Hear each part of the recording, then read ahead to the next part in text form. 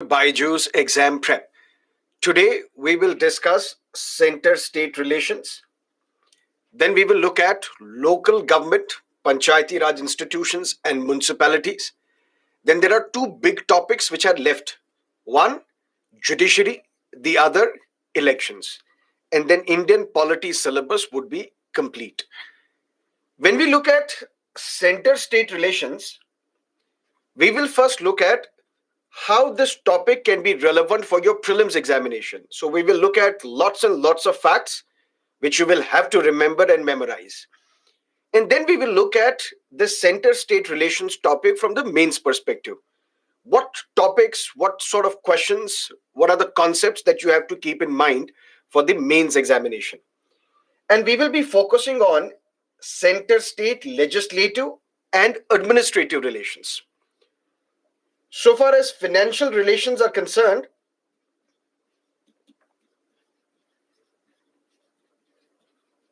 that is something that we will discuss in economics. Some of you may have already covered it. Some of you would cover in the upcoming economics batch. Why? Because there is an overlap. GST, Finance Commission, taxes, surcharge, cess, how the proceeds are distributed, what is the recommendation of the Finance Commission. So there is an overlap, but to avoid overlap and to ultimately save your time, we will discuss this only at one place, which is in the economics classes. So today we will focus on the legislative relations and the administrative relations between the center and the state. Because we are a federal polity. And one aspect of federal polity is distribution of powers.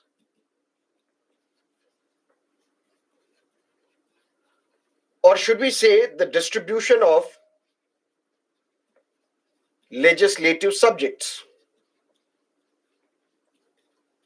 That is something which is covered from Articles 245 to 255 of the Constitution under Part 11, which deals with legislative relations. You don't have to remember the article number, just understand the concept. What is the concept? Number one, simple to understand. The laws which are passed by the Parliament are applicable throughout the territory of India. That means the parliamentary law, its jurisdiction is throughout the length and breadth of the territory of India. But so far as the law passed by the state legislature is concerned, its validity, its jurisdiction is only with respect to that state. Which means Karnataka legislature will pass a law and this law will be applicable only within Karnataka. Same goes with UP, same goes with Madhya Pradesh. This is something that you would also know. But then Parliament alone can make extraterritorial legislation. What is this extraterritorial legislation? That means the laws which are passed by Parliament, not the state legislature, Parliament, are applicable to Indian citizens and their property anywhere in the world. How? Listen to me carefully. There is one menace known as black money. Although personally I have a problem in calling it black money, this is a racist term, we can call it unaccounted money. What is this unaccounted money or black money? I have a property, let's say an apartment, and I'm selling this apartment for 2 crore rupees. You are a buyer. I'm telling you, you give me 1 crore rupee in check or you transfer 1 crore rupees online, but the remaining 1 crore you have to pay me in the form of cash. And then this cash I will store somewhere. Either I will buy gold or I will invest in real estate again, whatever. This 1 crore money is basically unaccounted money because I'm not paying taxes on this 1 crore rupees. I'm paying only taxes on 1 crore rupees, which you have paid me online or in the form of a check, because I give a sense to the government authorities that I've sold this property only for 1 crore rupees. The remaining 1 crore is unaccounted money or what is known as the black money.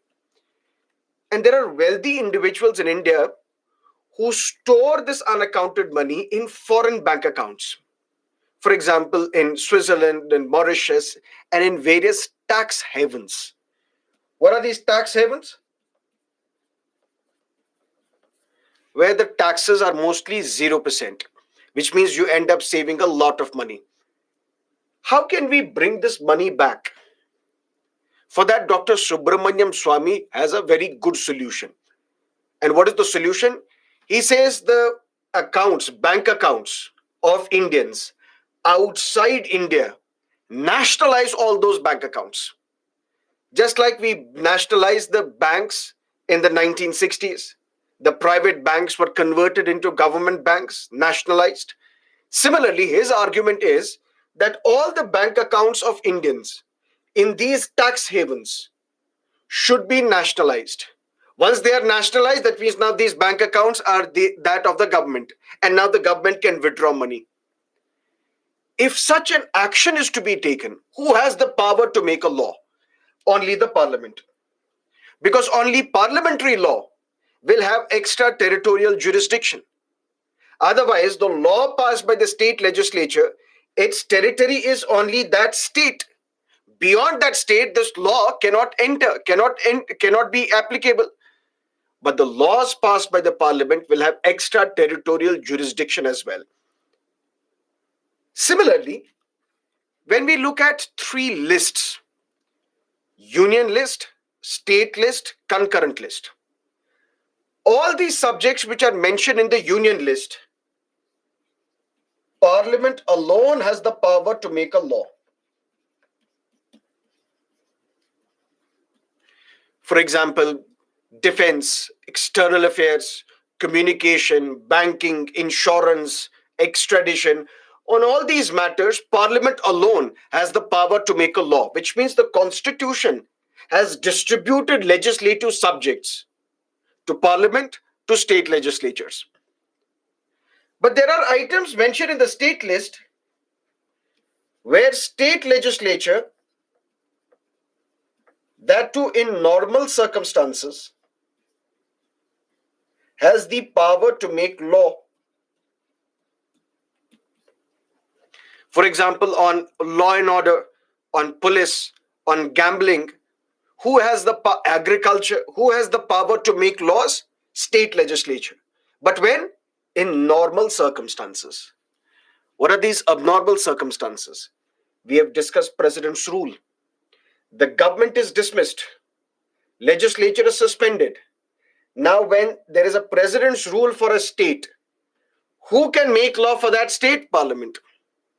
Similarly, we have discussed national emergency, where Parliament assumes concurrent power of legislation. That means even if there are subjects mentioned in the state list, but during national emergency, Parliament also can make laws on any of these items mentioned in the state list. But then there is something known as the concurrent list. Criminal law and procedure, marriage, divorce, electricity, education. Who has the power to make laws? Both Parliament as well as state legislature. But sir, how? What if the law passed by the Parliament is in conflict with state legislature? Or what if the law passed by the state legislature is in conflict with the law passed by the Parliament? If on education, if on criminal procedure, let's say the criminal procedure is, if you have committed any crime, for that the parliamentary law says punishment is 10 years. But law passed by the state says the punishment is 7 years. What law will prevail? Can I say that in all circumstances, in case there is a clash between the parliamentary law and the state law, on an item mentioned in the concurrent list, parliamentary law always prevails? No, then the statement would be wrong. Why? For example, Parliament has already enacted a law on education, Right to Education Act. Now, can the state legislature also enact a law on education? Yes.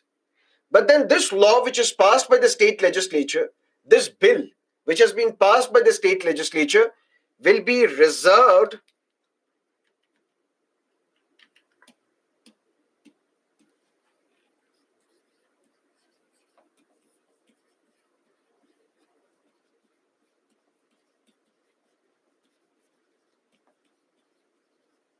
for the consideration of President.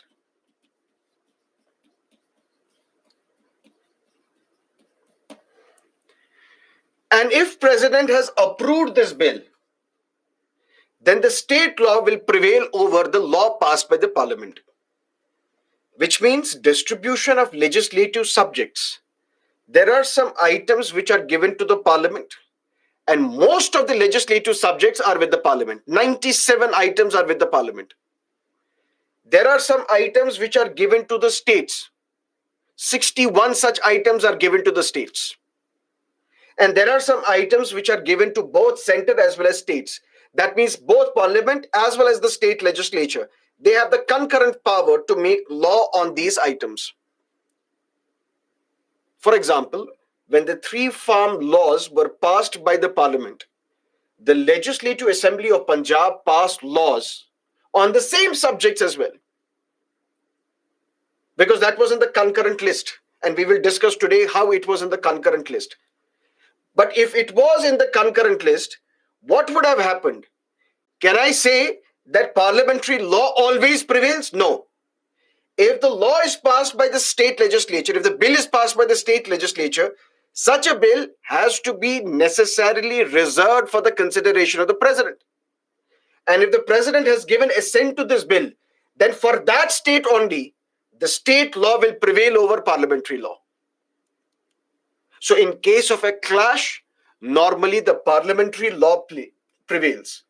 But if the state law has been assented to by the president, has been signed by the president, then for that state, it is that state law which prevails over parliamentary law. And this is where some of the doctrines have also emerged over a period of time.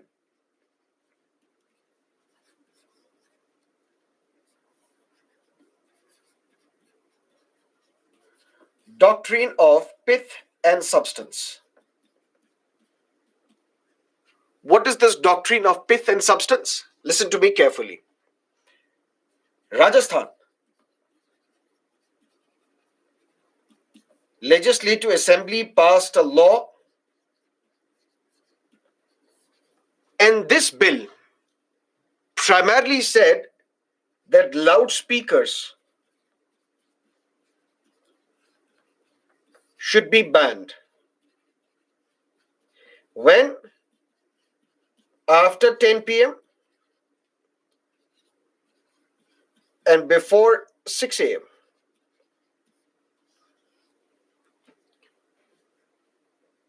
There is a ban on the use of loudspeakers after 10 p.m. and before 6 a.m.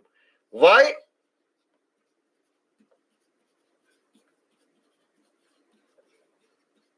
In the interests of public health.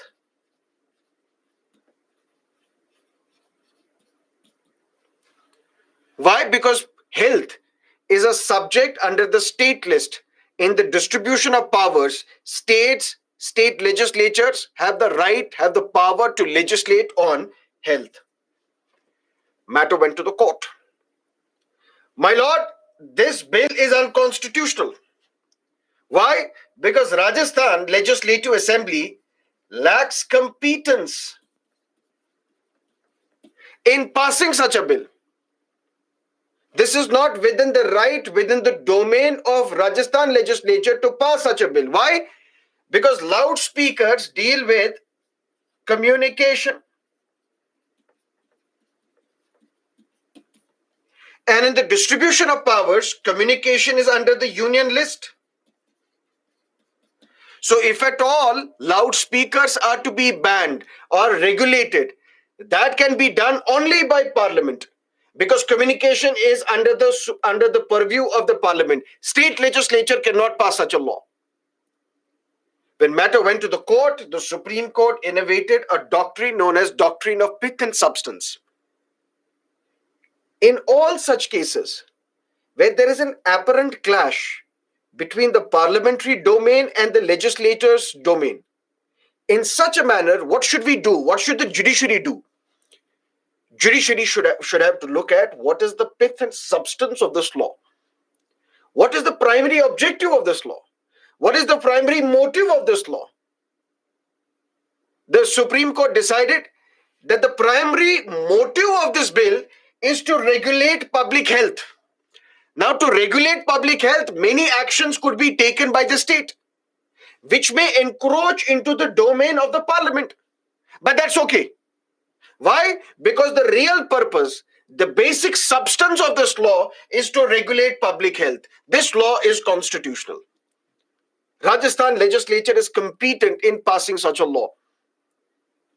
So what are you saying? What I'm saying is that there is distribution of powers between the center and the states. All items mentioned in the union list, Parliament alone has the power to make a law. All items mentioned in the state list, state legislature in normal circumstances has the power to make a law. All items in the concurrent list, both Parliament as well as state legislature has the power to make law.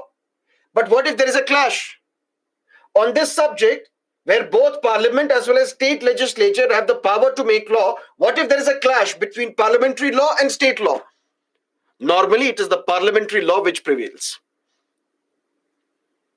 But if this law was passed by the state legislature and this law was assented to by the President of India, then even if there is a clash, it is the state law which prevails over parliamentary law. But what if state legislature is passing a law which is within its jurisdiction, but there is incidental encroachment into the domain of the parliament? Or parliament is passing a law which is under its competence, but there is accidental or incidental encroachment into the domain of the state. In such a situation, what will prevail? Sir, what is this incidental encroachment? Rajasthan tried to bring in a law to regulate, to control, to improve, to preserve public health. And how can we preserve public health? Noise pollution is a torture. There are elderly who can't sleep at night if loudspeakers are blazing. You will have to study for the civil services examination. What if there are noises coming from the religious places? We have to regulate them. Religion is a private matter between you and your Lord. Why should you use loudspeakers to blaze your volume? Maybe, although it is deeply offensive to some people as well. But I would say don't use loudspeakers for whatever reason. Why? Because even what you whisper will reach the God, if at all you believe it, or if at all the God is there. Then why do you use loudspeakers for that matter? And this is applicable across communities. So Rajasthan decided to pass a bill to control, improve public health, preserve public health. And one way to do that is ban the use of loudspeakers. If loudspeaker is under communication, which is under parliamentary domain, which is under union list, how can state legislature pass a law and ban loudspeakers? In this matter, the Supreme Court said we will have to look at what is the pith and substance of this bill. What is the real objective of this bill? If the real objective is health, which is within the domain of the state, there will be incidental encroachment. But on that ground, the law cannot be declared unconstitutional. Similarly, Parliament tomorrow may pass a law which is under its competence. For example, defense. There will be encroachment into the state list, such as law and order. But what is the real purpose? Defense of India. Even if there is encroachment into the state legislature, doesn't matter. We have to look at what is the real objective of this law. That is doctrine of pith and substance. But sir, if that is the case, you said agriculture is in the state list. How did the parliament in 2020 enact the 3 farm laws, that too on agriculture? How's that possible? Which were these 3 farm laws? One was the Farmers Produce Trade and Commerce, Farmers Agreement on Price Assurance and Farm Services Act, and then Essential Commodities Amendment Act 2020. These 3 farm laws you would discuss in economics, but I'll tell you very briefly so that you have an idea how Parliament tried to encroach into the domain of the state, whether that was correct or incorrect. For example, you are a farmer, you have produced a crop X. Let's say I'm a farmer from Punjab. I sow seeds, I get the produce. Let's say I am producing paddy. Now, what I have to do, I have to sell it. Where do I sell it? In the nearest mandi. In the nearest mandi. But I could not have sold this in the mandi of any other district or any other state. I have to sell this in the nearest mandi. And in this nearest mandi, what happens? Auction takes place. This is wheat. This is paddy. This is my produce. I go to the nearest mandi and there it is auctioned.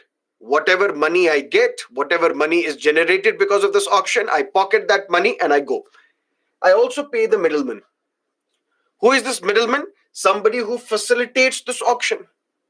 For example, I have a historical dealings with a particular family. They take care of my produce. I just sow the seeds, get the produce, harvest the crop, and this crop I'm giving to this middleman. Then this middleman gets the best price for me by selling it in the mandi. He takes some of the commission and gives the remaining money to me. I am also happy, he is also happy. Why? Because I don't want to waste my time going to the mandi, nearest mandi, and then sell it. It's a cumbersome activity. I want to basically chill at home, whatever it is. But now, according to this law, when this bill was passed, originally these three laws were passed by way of ordinance. And we have discussed what is an ordinance. And then once the parliament was convened again, then these ordinances were replaced by bills. And then these bills were passed in the parliament. One problem with these laws was that there was no debate, no discussion on these laws. The bills were passed due to voice vote. Voice vote was taken, the bills were passed. When these bills were sent to the other house, to the Rajya Sabha, the opposition cried, screamed that please let's go for division of votes. And you know what is the difference between voice vote and division of votes.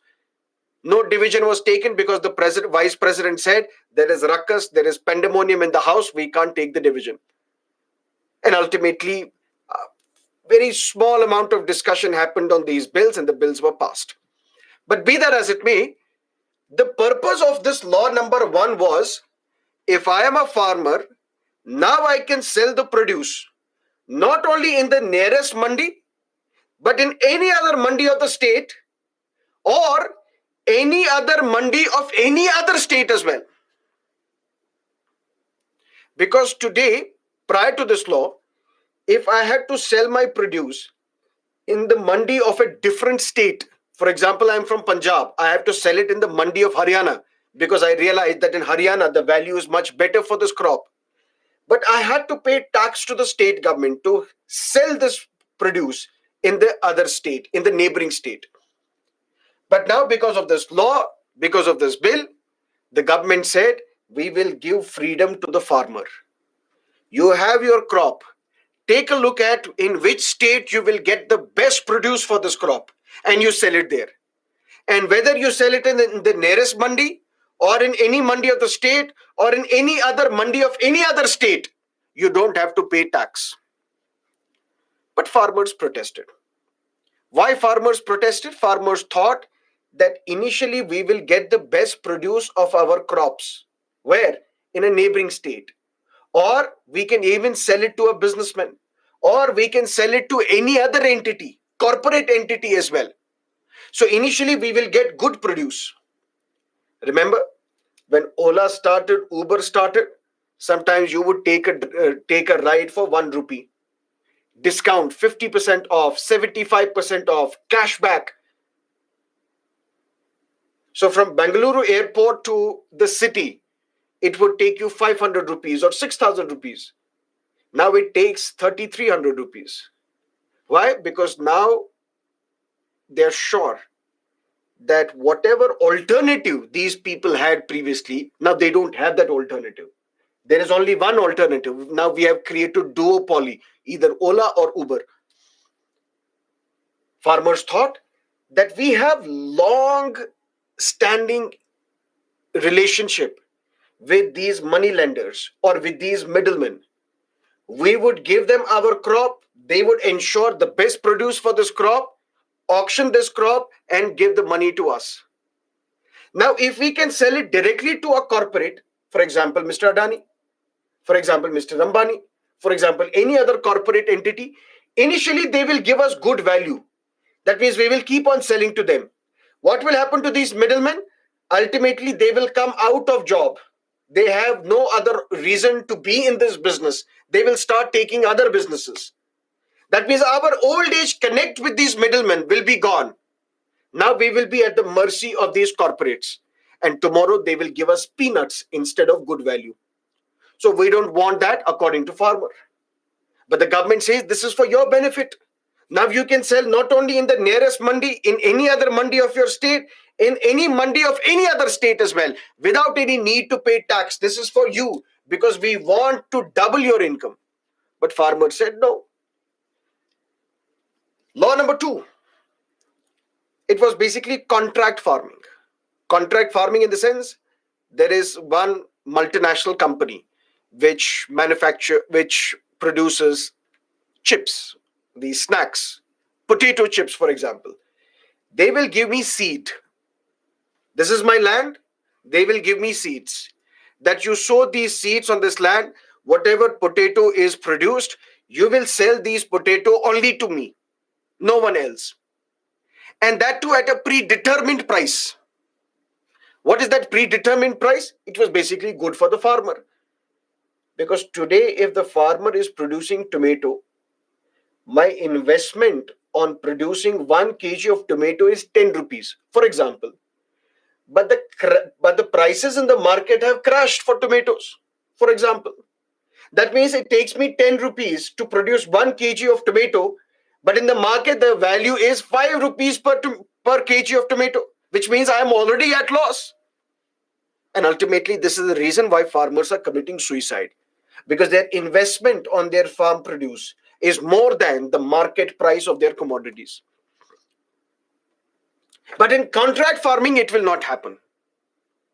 Because I am a corporate entity, you are the farmer, you have the piece of land, here is a contract. You take the seed, sow this, give us these potatoes, and we will determine right now what will be the price of that potato kg. It will be 10 rupees per kg. Do you agree? Yes, we agree. Let's sign this so that tomorrow, once you produce, no matter what is the price of potato in the market, whether it is 1 rupee or 2 rupee, I will still pay you 10 rupees per kg. This was a win-win situation for the farmer. Maybe. It's not that contract farming was something new, which was introduced because of this law. But what this law did, it provided a national framework for contract farming so that this can be applied throughout the country. Farmers said, we don't need this. Why? Because farmers are not judicially literate. There is no judicial literacy.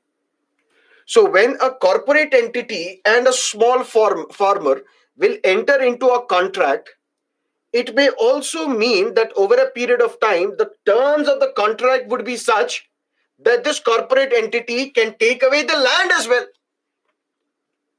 Should farmer invest his time in sowing crops, injecting fertilizers, ensuring that the crop is well, or should the farmer be getting himself involved in the nitty-gritties of this contract with a corporate entity?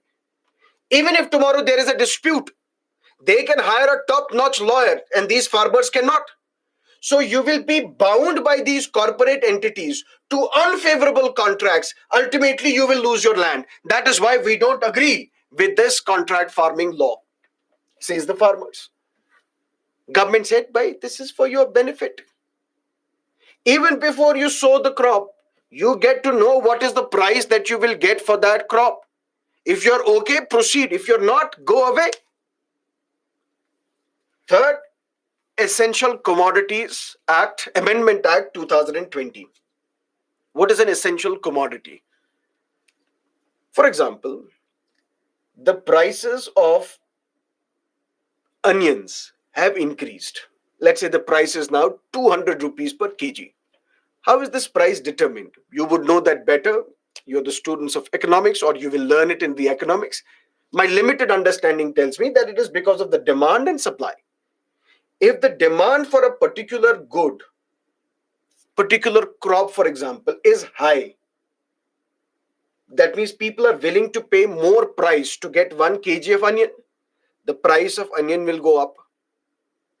If the supply of this onion is less, but the demand is more, supply less, demand more and more people are demanding, okay, instead of 10 rupees per kg, I'm willing to pay 50 rupees, I'm willing to pay 100 rupees, but give me 1 kg of onion because it's the festival season, I need onions.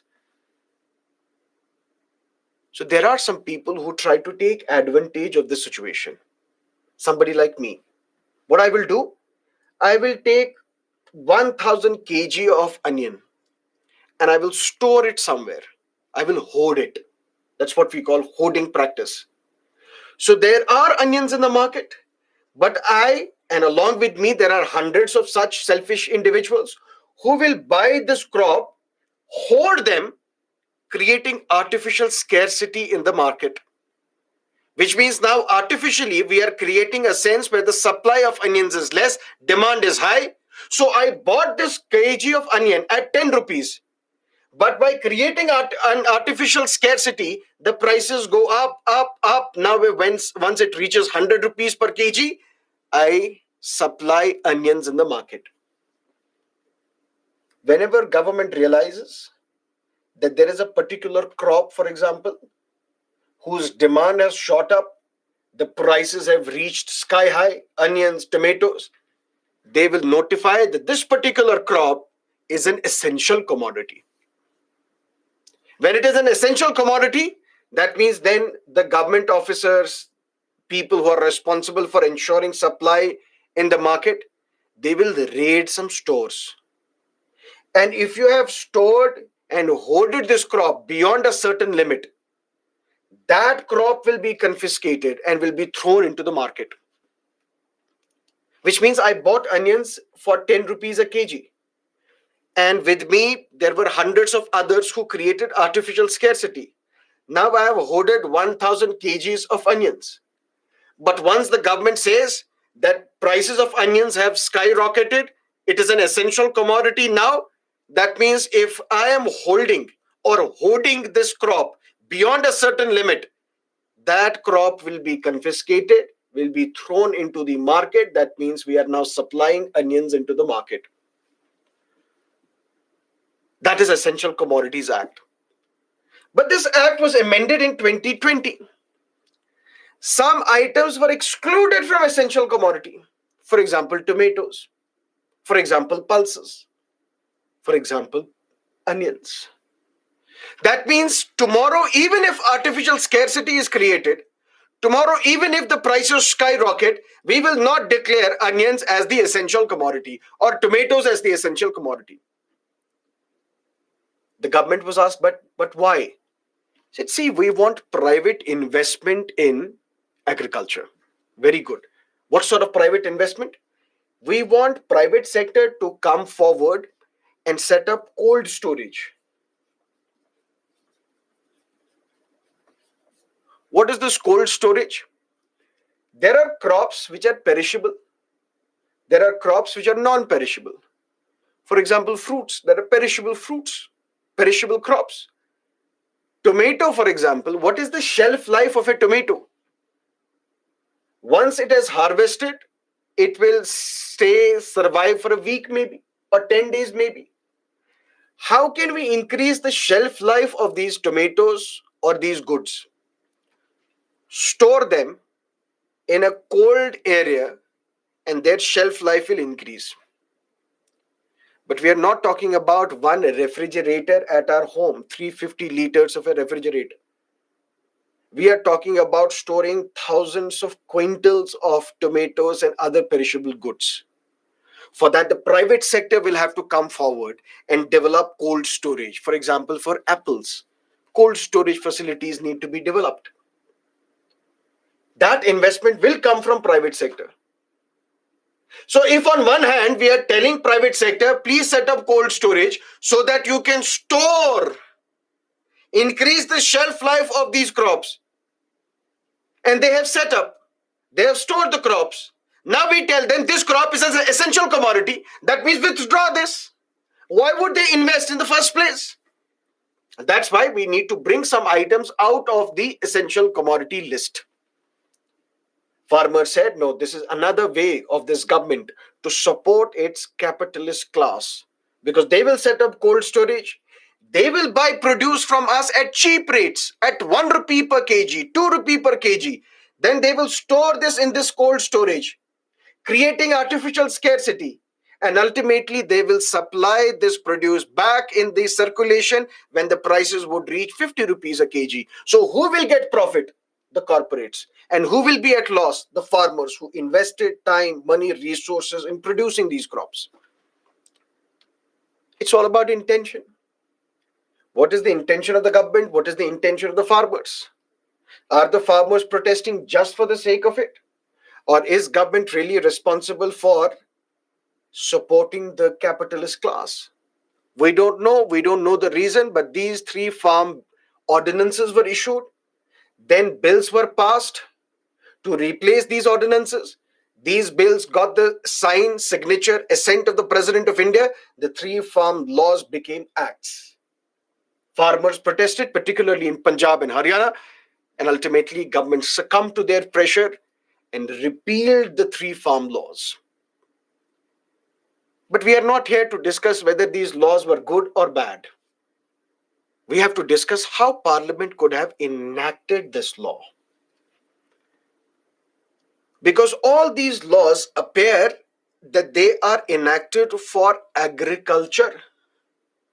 And agriculture is in a state list. If in the distribution of power, agriculture is in a state list, how can Parliament enact a law on agriculture? Agriculture is a state subject.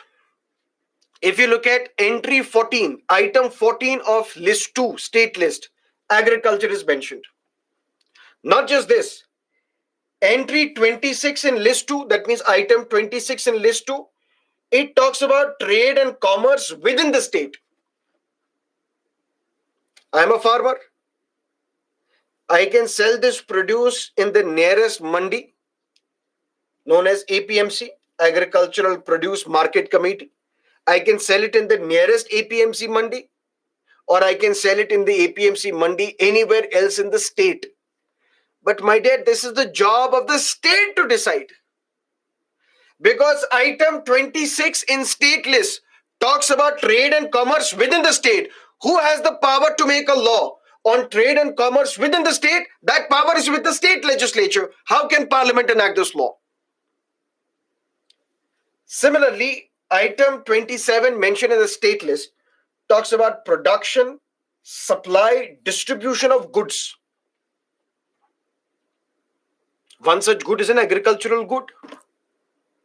Production of this agricultural good, supply of this, distribution of this, who has the power to make a law? State legislature. Why is Parliament enacting a law?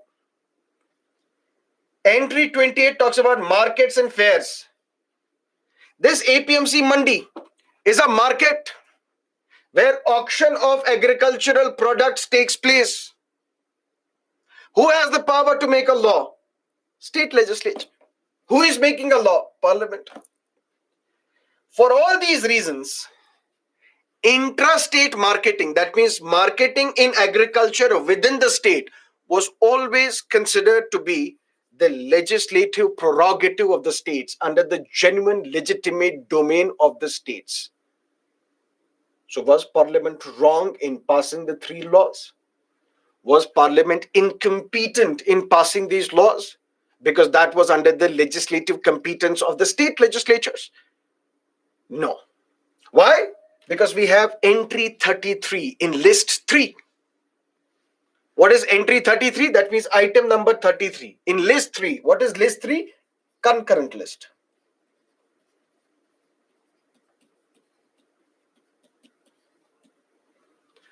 What is concurrent list? It says trade and commerce in, trading in, production, supply and distribution of what? If we have to trade and do business, if we have to produce, supply and distribute what? Products of any industry where the control of such industry by the union is declared by the parliament to be in public interest.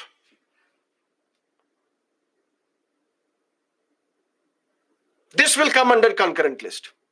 That means tomorrow parliament can enact any law if it is in public interest and say that this particular good, its production, its supply, its distribution, its trade, its commerce, who has the power to make a law? Both parliament as well as state legislature, because it is in concurrent list. Not just that, these products means foodstuffs, including edible oil seeds, cattle fodder, raw cotton, raw jute, any product in agricultural domain.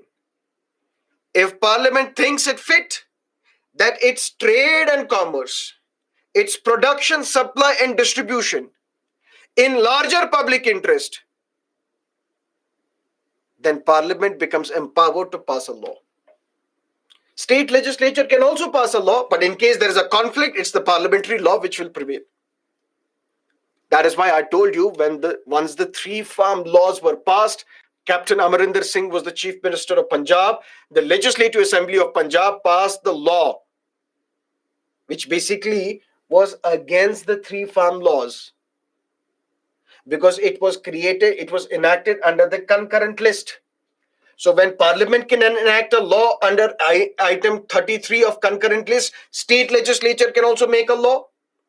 But this bill was reserved for the consideration of the president. President did not give the permission. And even then, that means the parliamentary law prevails. But this entry 33 of list 3 of concurrent list, it was not always meant to be there. Article 369 of the Constitution, original Constitution, the responsibility of agricultural trade and commerce within a state was temporarily entrusted to the union government for a period of 5 years beginning 1950. Unfortunately, we were not self-sufficient in food. That is why there came a time when in the 1960s, our Prime Minister, Srimati Gandhi, had to visit United States with a begging bowl. Give us food. And United States, under its PL 480 scheme, Public Law 480 scheme, gave us food items in the 1960s and early 70s. And at that time, Washington Post published a front page news article, Indian Prime Minister comes begging, because we were not self-sufficient in food. Even if we were not self-sufficient in food, there were some states which were self-sufficient, other states were not.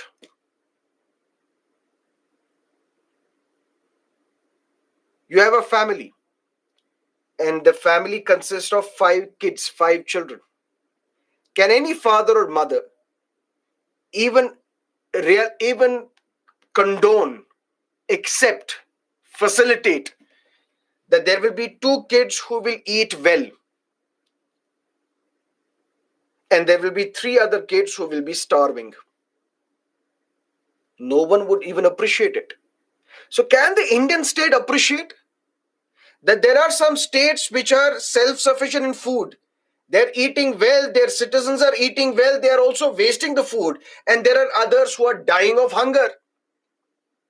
If agriculture is in the state list, some states could have done that. Because after all, it's a political matter. If Punjab is self-sufficient in food, Punjab will say, I will not distribute this food to Bihar or to Telangana or to a northeastern state. I won't do that. That means after the independence, some states would have been self-sufficient in food, others would not have been, and others were not. Can the state act as a mute spectator and see people dying of hunger while others are overfeeding their citizens? That is why this matter was kept under concurrent list only for 5 years. That means responsibility of agricultural trade and commerce, it was given to center as well, parliament as well, under concurrent list for a period of 5 years. That means from 1950 till 1955. With the hope that in these 5 years we will become self-sufficient in food. Then parliament need not interfere in agricultural matters. But then very soon the government realized that no, this is a long project. We cannot complete this project in 5 years. In 5 years, we cannot make India self-sufficient in food. So we have to get involved in agriculture. And what was meant to be temporary for 5 years became permanent because of Third Constitutional Amendment Act 1954. So this trade and commerce, production, supply and distribution of goods related to food, related to food stuff, related to oil seeds, related to any other food product, it was meant to be under concurrent list only for 5 years. But what was meant to be under concurrent list for 5 years became permanent forever and ever and ever because of this Third Constitutional Amendment Act in 1954. When this bill was introduced in the parliament, when this constitutional amendment bill was introduced in the parliament, there were some members of the parliament who objected, protested, saying this is against federalism. You are snatching the power of the state. You are entering into the domain of the state. Ashok Mehta, for example, he warned that today you are saying trade and commerce in agriculture will be under concurrent list. Tomorrow you will also say crop planning and cultivation also is under us. That means tomorrow you will dictate a state what you can sow, what you cannot. This goes against the spirit of federalism. Don't do that. Don't pass this bill. Another member, Mr. K.K. Basu, he said through this constitutional amendment, you are converting our federal constitution into a unitary constitution. And you have reduced the powers of the state to mere municipalities. We thought that these are states which have their own powers, but you have reduced them to mere municipalities because of this amendment. This is a wrong, bad legislation, which you are introducing as an innocuous piece of legislation. Innocuous piece. You give it a sense that this is very honest piece, honest law. This is not harmful at all. This is driven by good mentality, good intention. But this is a violation of the federal character of Indian Constitution. When Parliament wants to get involved in agriculture, in crop cultivation, in crop usage, everything related to agriculture. Maybe the concerns of Ashok Mehta and K.K. Basu proved to be true in 2020 when the 3 farm laws were passed, which, no matter from which angle you look at it, encroaches into the domain of the agriculture which is in the state list. Long story short, we are looking at legislative relations between the center and the states. For that, we know that the law passed by the parliament will be applicable throughout the country. Law passed by the state legislature will be applicable only with respect to that state. And parliament alone has the power to make extraterritorial jurisdiction, to make extraterritorial laws. That means the laws passed by the parliament will be applicable to Indian citizens and their property abroad as well. And Schedule 7 of the Constitution, which is mentioned under Article 246 of the Constitution, divides the legislative subjects into union list, state list, and concurrent list. Clear? Then how, if agriculture is under the state list, how Parliament enacted the three farm laws in 2020? We have discussed the reasons now. Because Parliament used its concurrent power. Because under item 33 of concurrent list, trade and commerce in food items, production, supply and goods, production, supply and distribution of food goods, it's under concurrent list. That means Parliament can also make a law, state can also make a law. So Parliament invoked entry 33 in passing the three farm laws. Done? Then not just this, we have state list.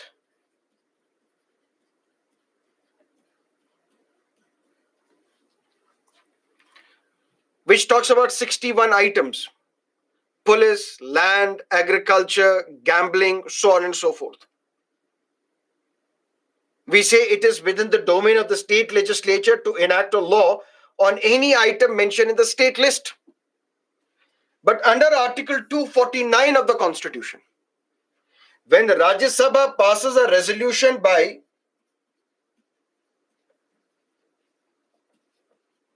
two-third majority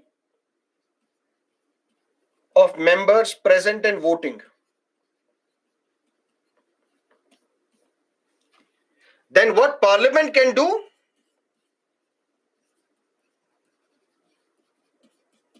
Parliament can enact a law in state list, under state list. Validity of this law is 1 year. Extended n times. But each time after Rajya Sabha approval.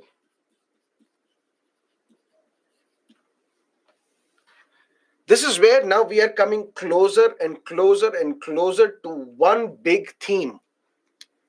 Despite federalism, it is the center which is more powerful. And for that, the term which has been used is centralized federalism.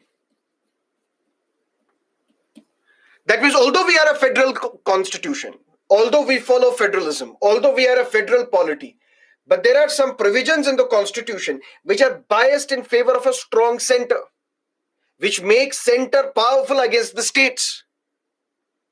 And those provisions which make center more powerful as against the state give a sense that we have a centralized federalism, that despite federalism, center is more powerful. There are more powers concentrated with center. One example of that is laws passed by the parliament are applicable throughout the country. That means the territorial jurisdiction of parliamentary law is wider than that of the state, which is understood. But more items are there in union list than in state list. Which means who are you giving more powers to? Center. Not just this. If this is union list, state list, concurrent list, who has the residuary power? That residuary power is with the parliament. In United States, this residuary power is with the states. What is residuary power? Residue is whatever else is left. Can we mention everything in union list, state list, concurrent list? No. What if there is an item which appears later? Later in the sense, right now we have no idea about it, but it may appear later. And later, once it appears, Who will we allocate this item to? Because it's residue. It is not mentioned currently in union list, state list, concurrent list. For example, service tax. Who would have imagined in 1950s that there would be something known as a service on which tax can also be imposed? Service, for example, you go for a haircut, that's a service. On that you have to pay the tax, service tax. You buy an insurance product. It's not a tangible product, it's an insurance product. On that you have to pay tax, that's a service tax. Who can impose such a tax? Who has the jurisdiction to impose such a tax? Because it's a residue. It was not originally mentioned in union list, state list, concurrent list. That residuary subject power is given to the parliament, not to the state legislature, which makes it even more clear that our constitution is biased in favor of a strong center. Because if we were following US constitution, this residuary power would have been given to the states. Not just that, even those items which are given to the states. If Rajya Sabha passes a resolution by 2/3 of the members present and voting, saying it is in national interest that Parliament should enact a law on state list, Parliament now becomes empowered to make a law on state list. And what is the validity of this law? The law is valid for a year. Can it be extended again? Yes, but get the approval from Rajya Sabha. Can it be extended further? Yes, but get the approval from Rajya Sabha. And Rajya Sabha will give you approval by passing a resolution by 2/3 of the members present and voting. So even in areas where the states have their power, but Parliament can still make a law, which means centralized federalism. But then you will say, so what? It is with Rajya Sabha's approval. And what is Rajya Sabha? Rajya Sabha is the Council of States.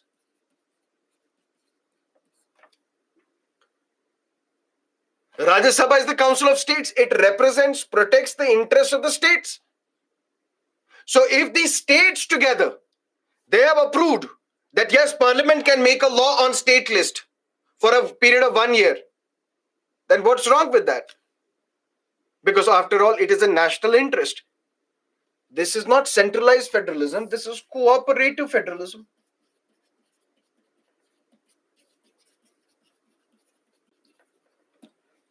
So it depends on what lens do you use to see a particular matter. Same Article 249 can be viewed from two different extremes. One extreme is, see what our constitution is. States have no right. States have no jurisdiction.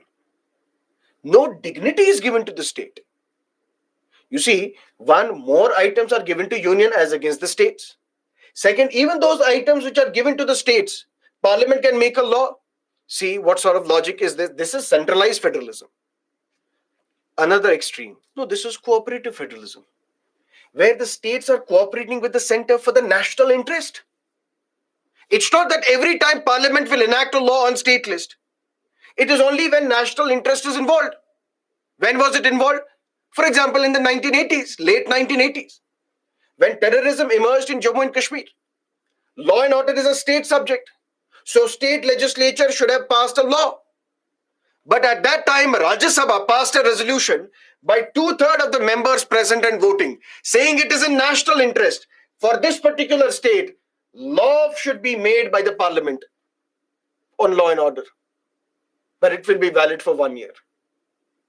After that, if you want extension, come back to us.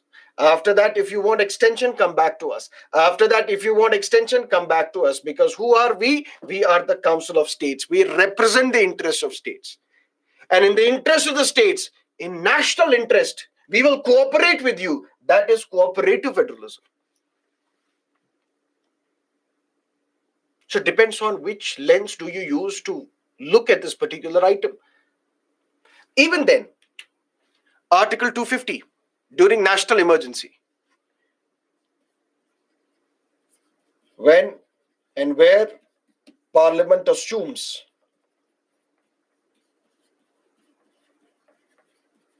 concurrent power of legislation.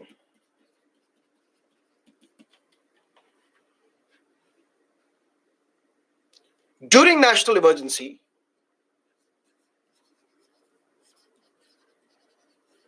Parliament can enact a law on any item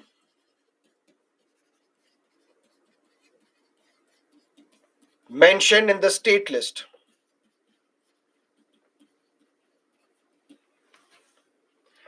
And this law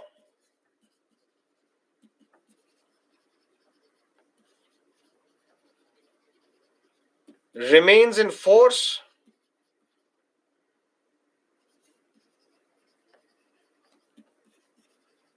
during the entire period of national emergency, and this law shall lapse 6 months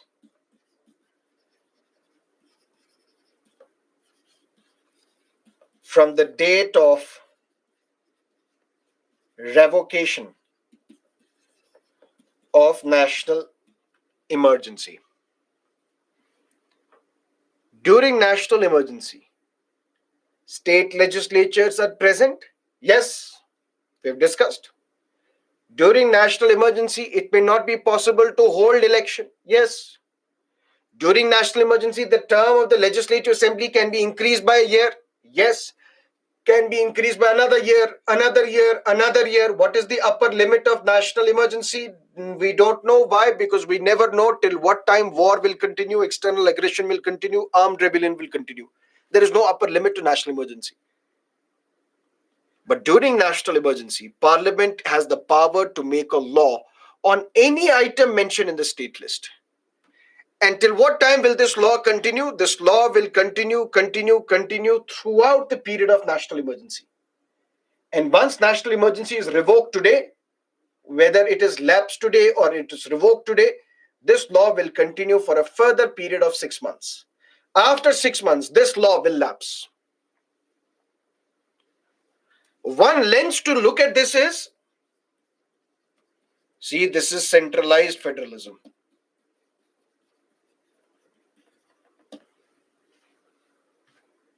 You know, there are 61 items that are given to us, states.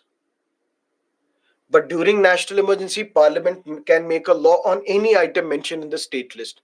What sort of logic is this? What sort of justice is this? We are not a federal polity. We are centralized federalism. Others will say federalism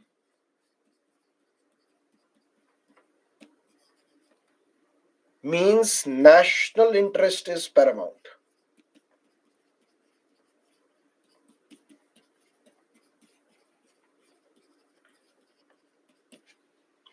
Indian federalism is unique. Despite federalism, despite center and states having their own domains, despite this, national interest is paramount. Because if there is war, if there is external aggression, if there is armed rebellion, because of which there is a danger to the unity, integrity, sovereignty of India, during that period only, Parliament will have the power to make a law on state list as well. But this is a national interest to protect this country, to save this country, to ensure and uphold the unity, integrity, and sovereignty of India. That is why. Otherwise, in normal circumstances, states have the power to make their own laws. Parliament will never interfere. So, despite federalism, national interest is paramount. That is reflective in Article 250. Depends on which way you see this issue. Not just this. 252. Another weak point in our federal system where states are at a disadvantage, center is more powerful, and that is the term that we use for it, centralized federalism. When two or more states make a request,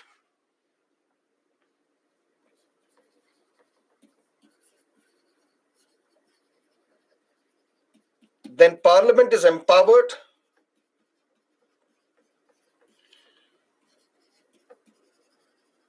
to make a law on that subject with respect to those states.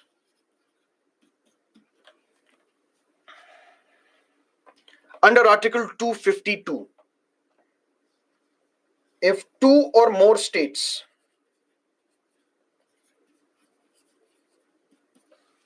we have 28 states. If two or more states make a request that, dear Parliament, this is our state list, please make a law on this. That means states themselves are requesting, Parliament, please enact a law on state list. This amounts to surrender.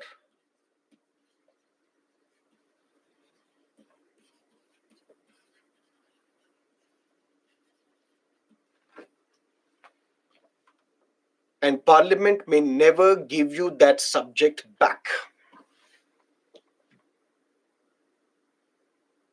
One way to look at this is centralized federalism. See, now center is so powerful that it can take one subject from us. It is as if we have surrendered that subject, and that subject will never be returned back to us. That means Parliament all alone will make laws on those subjects for those states which have made a request. Others will say, you are foolish. Why did you request in the first place? You should not have requested. Parliament would not have done this. So why do this? Depends on what way you look at it. But it's not that the states are without logic when they request. For example, organ donation and transplantation, wildlife, on various other matters, urban land sealing.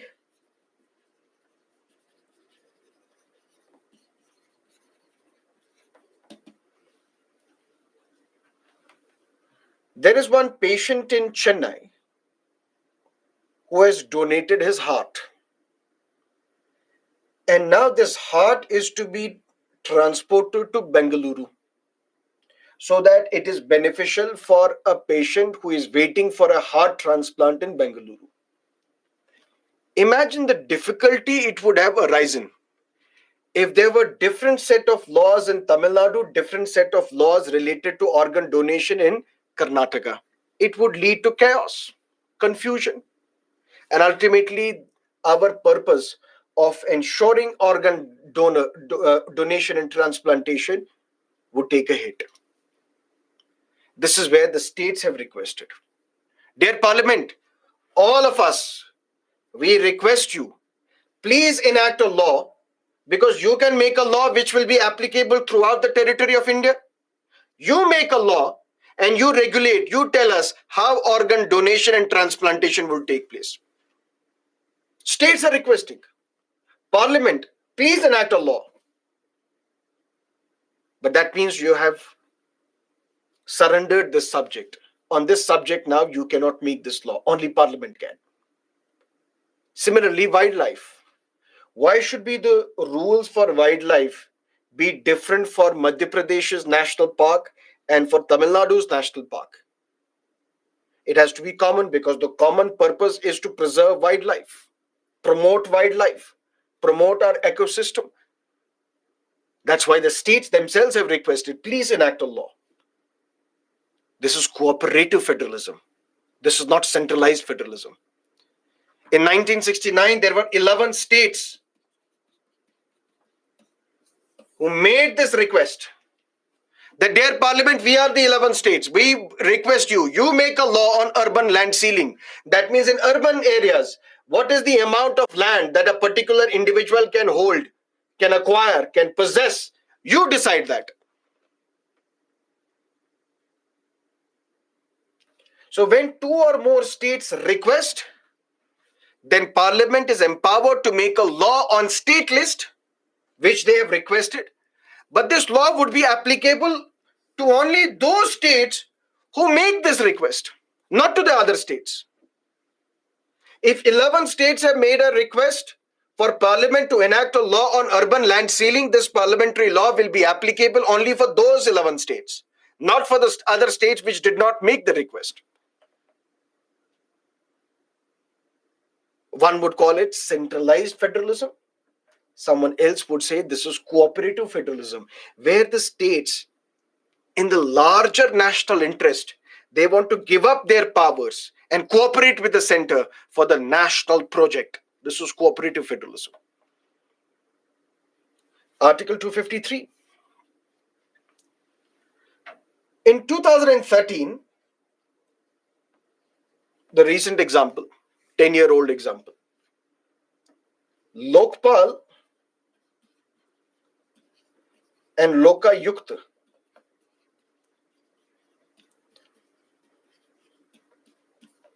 these bills were passed by the parliament, which we will discuss in governance. Lokpal at the central level is an institution who can investigate corruption allegations against the prime minister, against the ministers, against the parliamentarians as well. For example, whether Ms. Mahua Moitra has indeed indulged in corruption by taking bribe in return for asking questions in the parliament. Mr. Dubey, member of the parliament from the BJP from Jharkhand, he has approached Lokpal. Please investigate Mahua Moitra. But this is at the central level, Lokpal.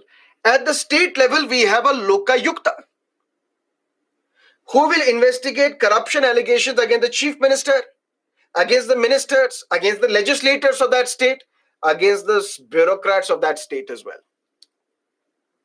But who enacted this law? Parliament.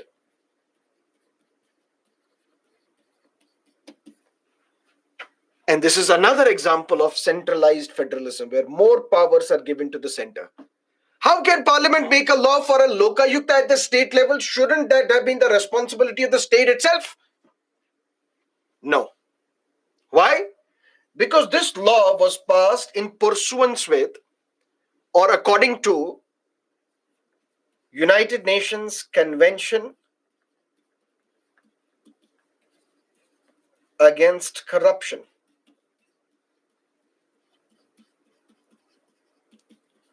And this United Nations Convention against Corruption was ratified by India in around 2006. For example, India and Germany enter into an agreement, or India and WTO enter into an agreement, or India and ASEAN, Association of Southeast Asian Nations, they enter into a free trade agreement. Clear? Or India has signed and ratified a United Nations Convention. To ratify that convention, to give shape to that convention, to give shape to that international agreement, Parliament can make a law even if it encroaches into the domain of the state.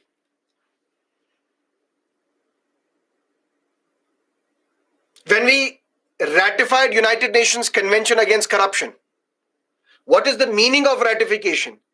That means once you have ratified, you have to take steps. You have to pass a law. You have to create institutions which can prevent corruption in your country. Now, to prevent corruption in your country, you need steps to be taken at the central level as well. You need steps to be taken at the state level as well. But who can make a law for that? Parliament. Why? Because to implement international agreements, to implement international treaties, Parliament alone has the power to make a law under Article 253, even if this law encroaches into the domain of the states. That's Article 253. But not just this. During President's rule, when under Article 356, President's rule is imposed,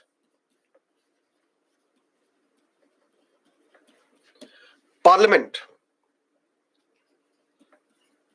is empowered to make a law. And this law is on state list. And this law What is the validity of this law? This law continues even after the revocation of president's rule.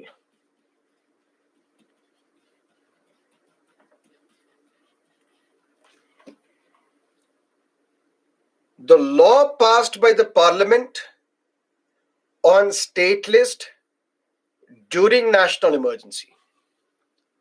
This law will continue as long as national emergency is in place. Once national emergency is revoked today, this law will continue for a further period of 6 months. After that, it lapses.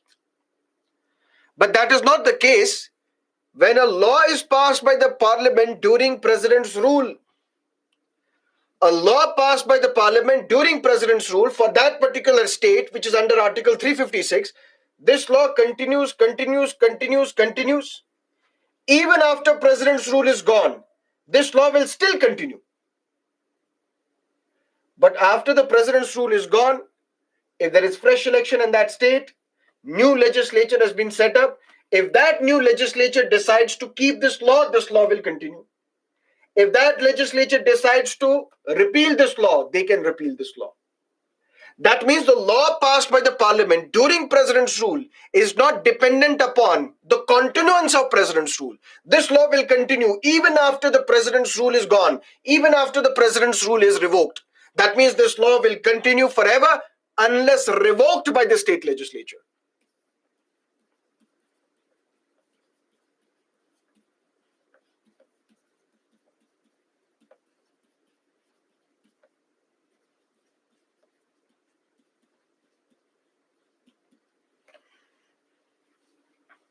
Clear? Then not just this, there is central control even over state legislation. And this is where it becomes problematic. And this is where we can say that center is more powerful against the state. It is not cooperative federalism, it is centralized federalism. Even in those items where the state has the power to make law,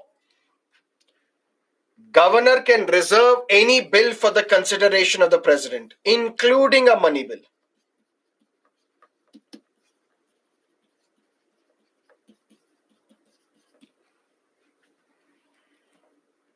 State legislature is passing a law on law and order, land, police, gambling, agriculture. This bill is sent to governor. Governor is not acting on this bill. Governor is reserving this bill for the consideration of the president. This is happening in Telangana. This is happening in Tamil Nadu. And now the matter is before the Supreme Court. The matter is, how can this governor be a mechanical office? It's just like mechanically, like a motor. The bill has come from the state legislature to the governor. Governor reserves it for the president. Bill has come, reserved for president. Bill has come, reserved. It's like a mechanical exercise. And this really hampers the governance of a state. Then is India, that is Bharat, a union of states? Or is India, that is Bharat, a union of union territories? Because through this office of governor, you are reducing the states to mere municipalities. Not just this. There are previous sanctions required for some bills. For example, a bill under Article 304. A bill under Article 304 cannot be even introduced in the state legislature without the prior sanction of the President of India. Without his sanction, without her sanction, you cannot introduce this bill on the floor of the state legislature. And what is that bill?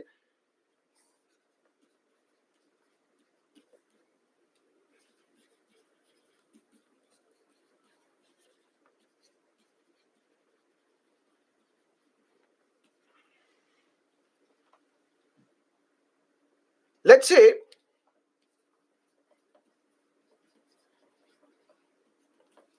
Tamil Nadu wants to pass a bill. It wants to restrict interstate trade and commerce. In a sense, Tamil Nadu says we will not buy any product from Karnataka. Any goods, any bus coming from Karnataka will be stopped. We won't accept it. Karnataka says the same thing. We will pass a law, and any goods or services coming from Tamil Nadu will not enter Karnataka. Can we allow such a bill? No. Why? Because then it defeats the whole purpose of fraternity, which is one of the objectives of the Constitution. Such a bill you have to necessarily reserve for the consideration of the President. In a sense, you have to seek the prior approval of the President of India. The government will have to tell the President, can we introduce this bill in our legislature? President will obviously say, no, you can't. That means you can't even proceed with this bill. But what if sometimes it is necessary? Sometimes it is necessary. Maybe there is some outbreak, maybe whatever reason, maybe we want to preserve some flourishing industry of a particular state. For example, jute industry in West Bengal. And we don't want jute industry from Tamil Nadu to interfere here, because we want to preserve and protect the interest of our jute industry. If the West Bengal government can convince the President will act on the advice of the central government that, okay, you can introduce this bill, you can restrict the entry of jute industry from any state into West Bengal. If such a bill is given the permission, given the prior sanction of the President of India, then it is okay. That means there are some bills which cannot be introduced in the state legislature without the prior approval recommendation of the President. And even if there are bills which you are passing, which is within your competence, which is in state list, any such bill can be reserved for the consideration of the President by the governor. And the President on all these bills enjoys absolute veto.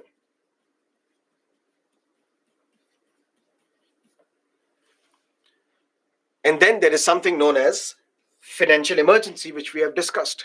During financial emergency, directives can be issued by the center to the state that your money bills reserve for the President. Your budget reserve for the President. Any bill talking about withdrawal of money from consolidated fund of the state, reserve for the President. So center exercising control over a state, even in financial matters. All of this put together tells us either we are a centralized federalism, where despite federalism, center has more power, or we are a classic example of cooperative federalism, where center and states, they are cooperating with each other for the larger national interest. That is center-state legislative relations. Any questions, let me know, then we will jump to administrative relations.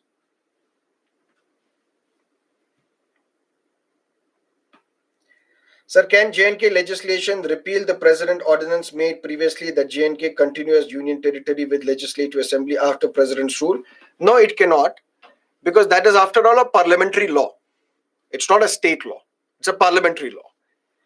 If it was a law passed by the parliament on police, on land, all those changes can be made. For example, the domicile rules that were changed in J&K, the land rules which were changed, all those can be repealed by the new legislature. But it will remain whatever parliament says it to be, whether union territory with legislative assembly or a state with legislative assembly, because that comes under Article 3.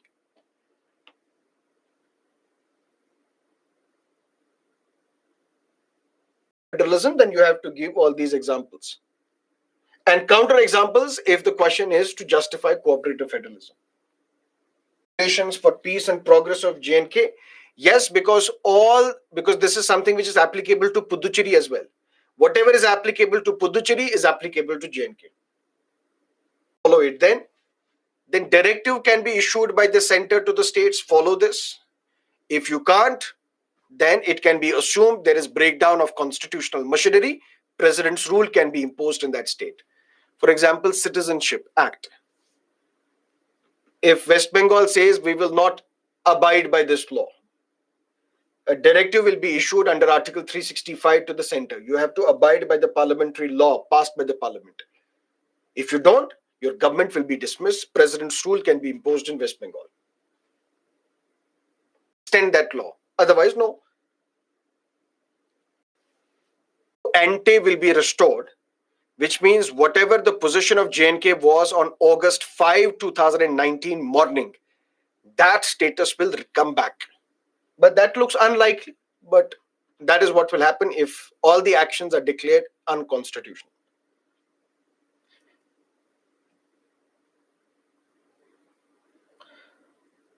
745.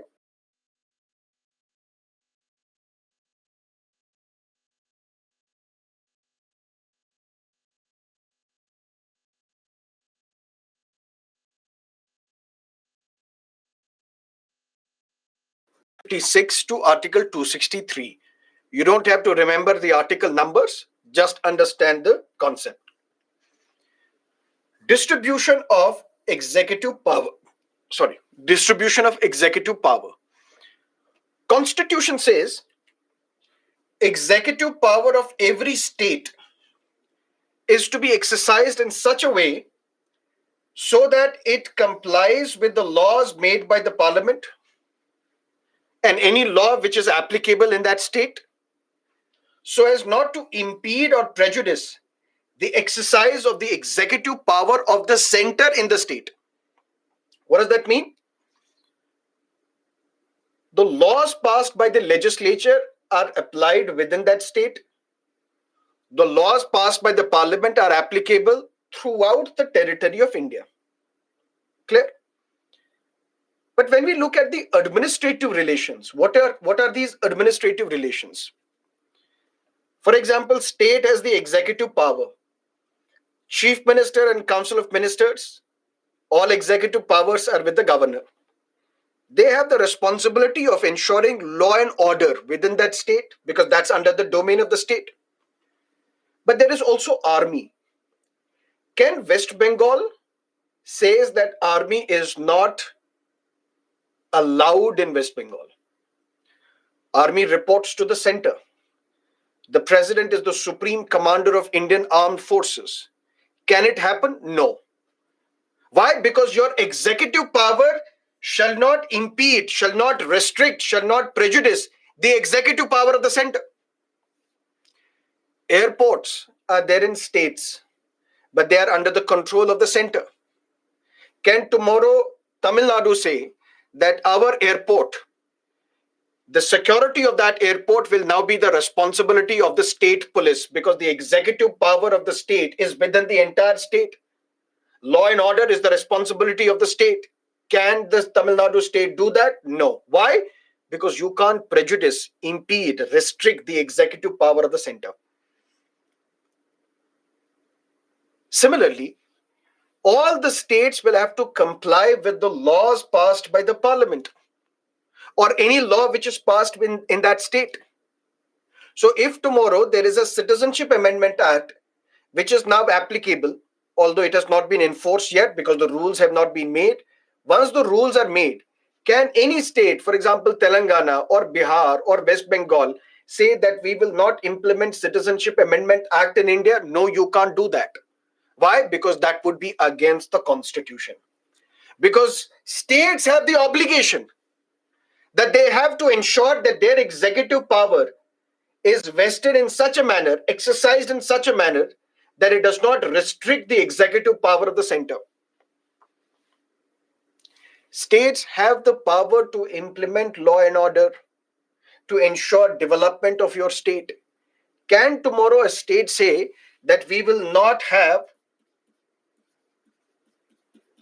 all India services officers working in our states? Because who are these all India service officers? IAS officers, IPS officers, forest service officers. But these officers are reporting to the center, accountable to the center, trained by the center, appointed by the center, can be removed by the center. But where are they working? They are working in the states. Can tomorrow any state say, no, these IAS officers, IPS officers, forest service officers, they are not acceptable to us? No, you can't do that because that would be violation of the constitution. This is where we come across some directives that the center can issue to the states.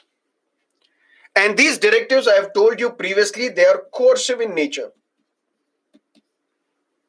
That means center can force you to accept it, coerce you into accepting this. If you don't accept, then president's rule can be imposed in your state. All these directives can be issued under Article 365 of the Constitution. What are these directives? The construction and maintenance of means of communication, which are declared to be of national importance. You have to construct those means of communication. You have to maintain those means of communication. State has the obligation to do that. For example, national highways. If the state fails to abide by this directive, then under Article 356, President's rule can be imposed. The measures to be taken for the protection of railways within the state. Railways are under the center, but railways travel throughout the states. If the center has issued a directive to a state under Article 365 that you have to take measures to protect the interest of railways, what if the state fails to abide to do that? It can be viewed that there is breakdown of constitutional machinery. President's rule can be imposed. Similarly, a directive can be issued by the center to the state that in your state there are people of linguistic minorities. There are linguistic minorities. And you have to teach them till their primary stage, till their fifth standard in their own mother tongue. If you fail to abide by this directive, then president's rule can be imposed. President's rule can be imposed. It's not necessary to impose, can be imposed. Similarly, drawing up and executing schemes for the welfare of the scheduled tribes in that state. If there are schemes which have been designed, conceptualized by the center for the welfare of the STs, if the state fails to implement these schemes, directive can be issued under Article 365. Please implement them. If you don't, then it can be viewed that there is breakdown of constitutional machinery. President's rule can be imposed in that state. That means in legislative matters, in legislative relations between center and the state, we looked at that the states are at a disadvantage as compared to the center. The constitution has been designed in such a manner that despite federalism, there are some provisions which make a strong center. That's what we call centralized federalism.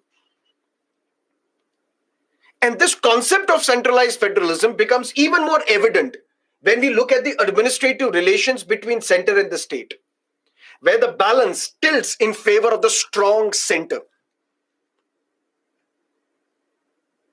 But even then, there is something known as cooperative federalism.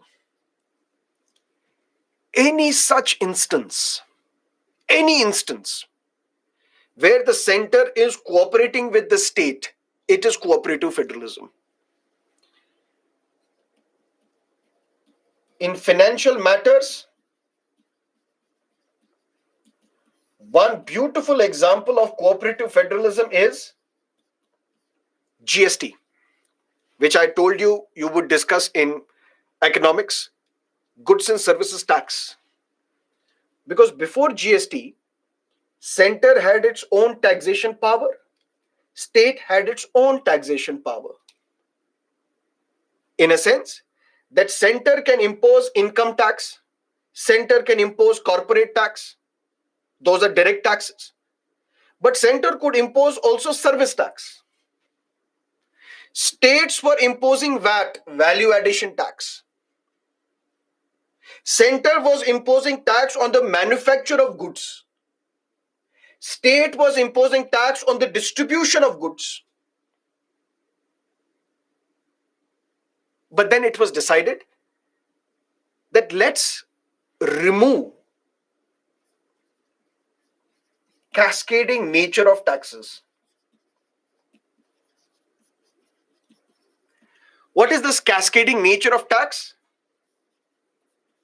Basically, tax on tax.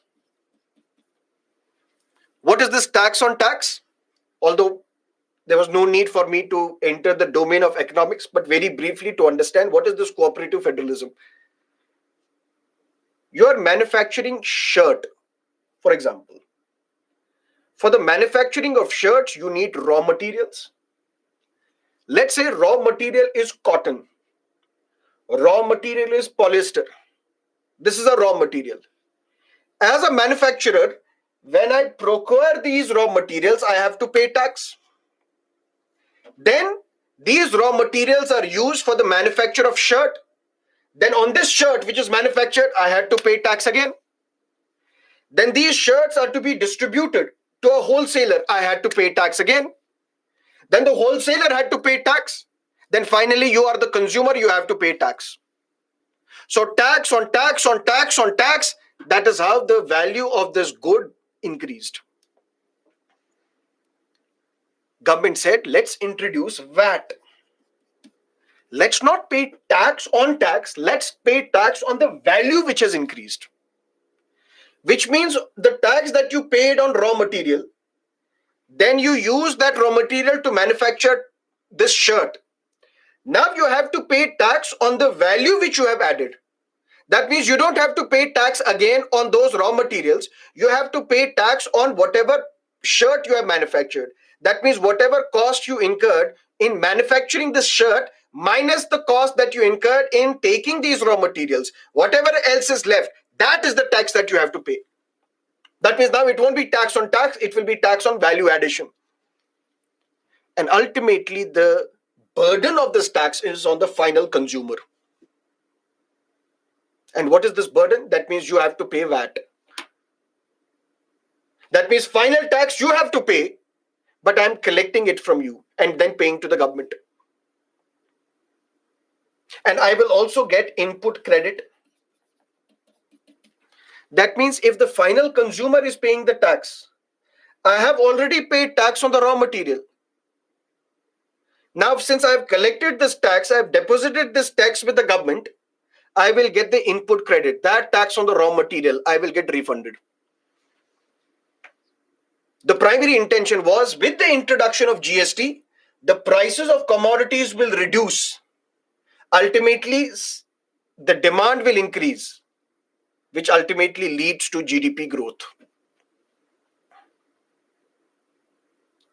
But to implement this GST, we needed cooperation from the states. Why? Because now instead of VAT, we will have a GST. If center was imposing tax on the manufacture of goods, state was imposing tax on the distribution of goods. Now we say both center as well as state can impose tax on the manufacture as well as distribution. For that, states had to give up its power. Center had to give up its power. Because previously only center could have imposed tax on service. Now states can also. Previously only states could have imposed tax on the distribution of goods. Now center can also do that. That means they are sharing their taxation powers. What is this? Cooperation. This is cooperative federalism, where the states, they give up their certain powers for the larger national interest, where the center, it gives up some of its powers for the larger national interest. Any such instance where the center and the state, they're coming together, cooperating with each other for the national interest, that is cooperative federalism. And our constitution has some provisions which implement cooperative federalism. This concept we have borrowed from Australia. There are some constitutional provisions of creating this cooperation, and there are some extra constitutional provisions which facilitate this cooperation. That means there are some things mentioned in the constitution itself which we can say point to cooperative federalism, where center and states are cooperating with each other.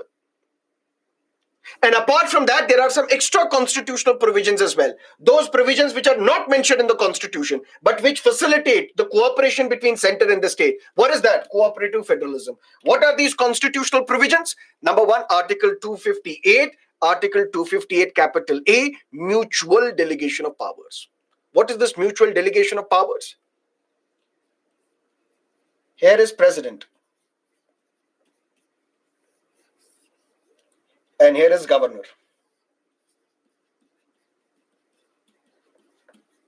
All the executive powers of the union are with president.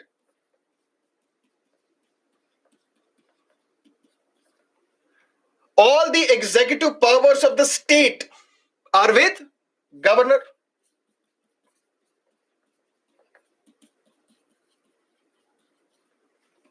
What can happen? President will delegate some of her executive powers to the state, to the governor. But this time, with the consent of the governor.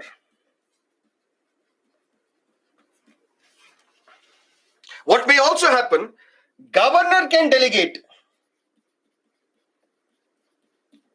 some of his executive powers to the president,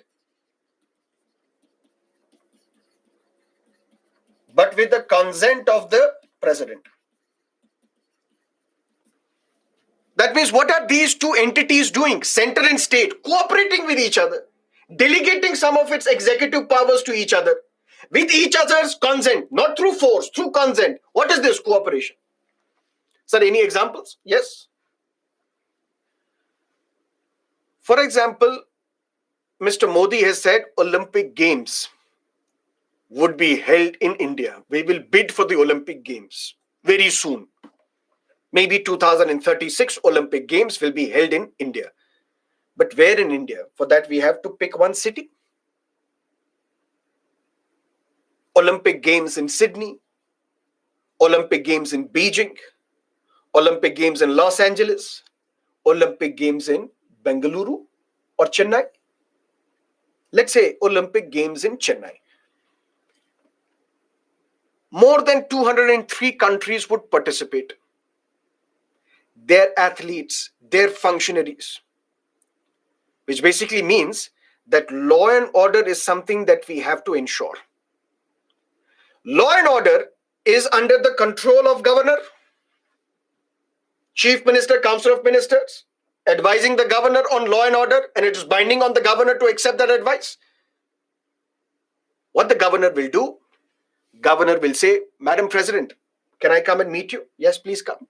I have the executive power to ensure law and order maintenance in Chennai. But in Chennai, Olympic Games are to be held.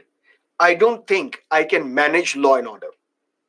Can I delegate this power to you for some time? That means during Olympic Games, it will be your responsibility of ensuring law and order.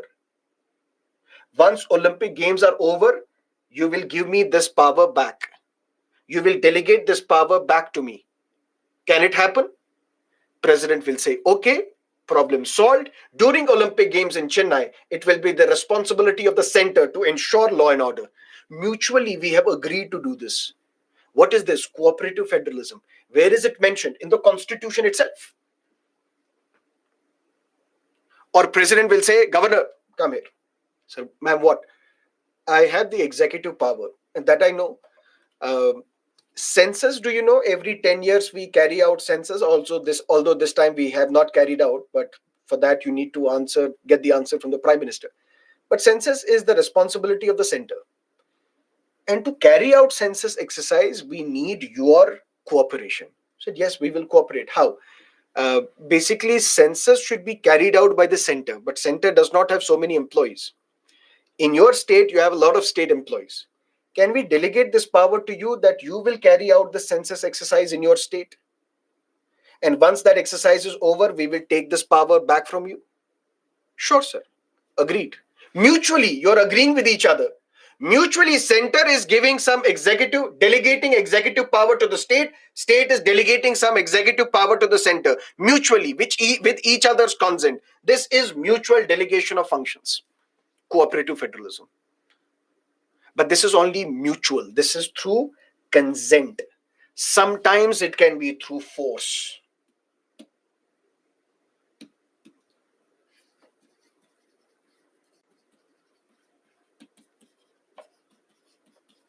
Which is very important for you to understand for your prelims examination. But this time, this force is through Parliament. Parliament can delegate.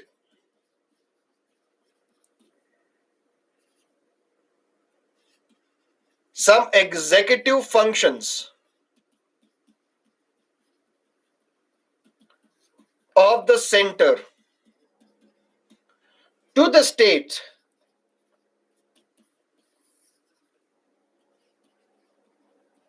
even without their consent. That's through force. But can state delegate executive power to the center through force without consent? No, such a thing cannot happen. That means there is mutual delegation of functions. That means president will delegate some executive functions to the state, governor can delegate some executive functions to the center, but this is done mutually by the two executives, mutually, with their consent. But what if it is not through consent? Can it be through force? Yes. But this time it is the parliament which can delegate some executive powers of the center to the state through force, even without the consent of the state. Previously, it was done by two executives. Now it is done by parliament to a state. But can the reverse happen? Can state legislature delegate some of the executive power to the center even without the consent of the center? No, such a thing cannot happen. That means even in this mutual delegation of powers, there is a strong bias in favor of center. Center is more powerful. Not just this, adjudicatory mechanism. Under Article 262 of the Constitution, Parliament has the power to adjudicate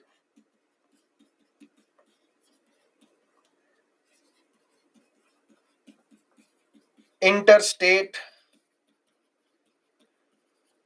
river water disputes. How Parliament can adjudicate? By enacting a law. Through this law, what Parliament can do? Parliament can exclude jurisdiction of the Supreme Court as well.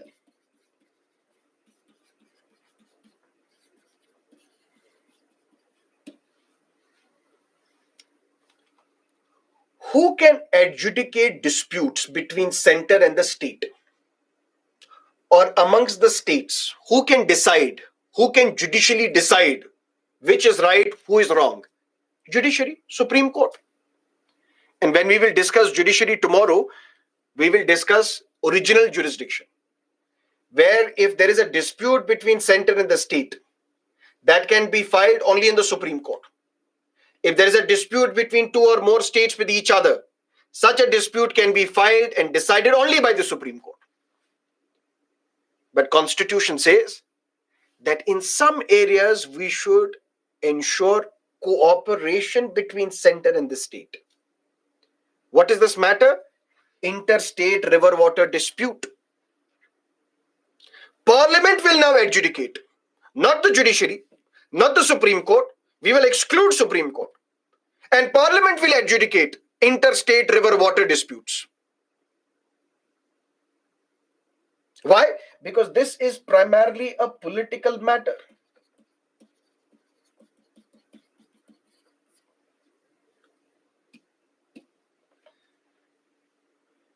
If a particular state has snatched the power of another state, violated a contract, such a dispute can be filed in the Supreme Court.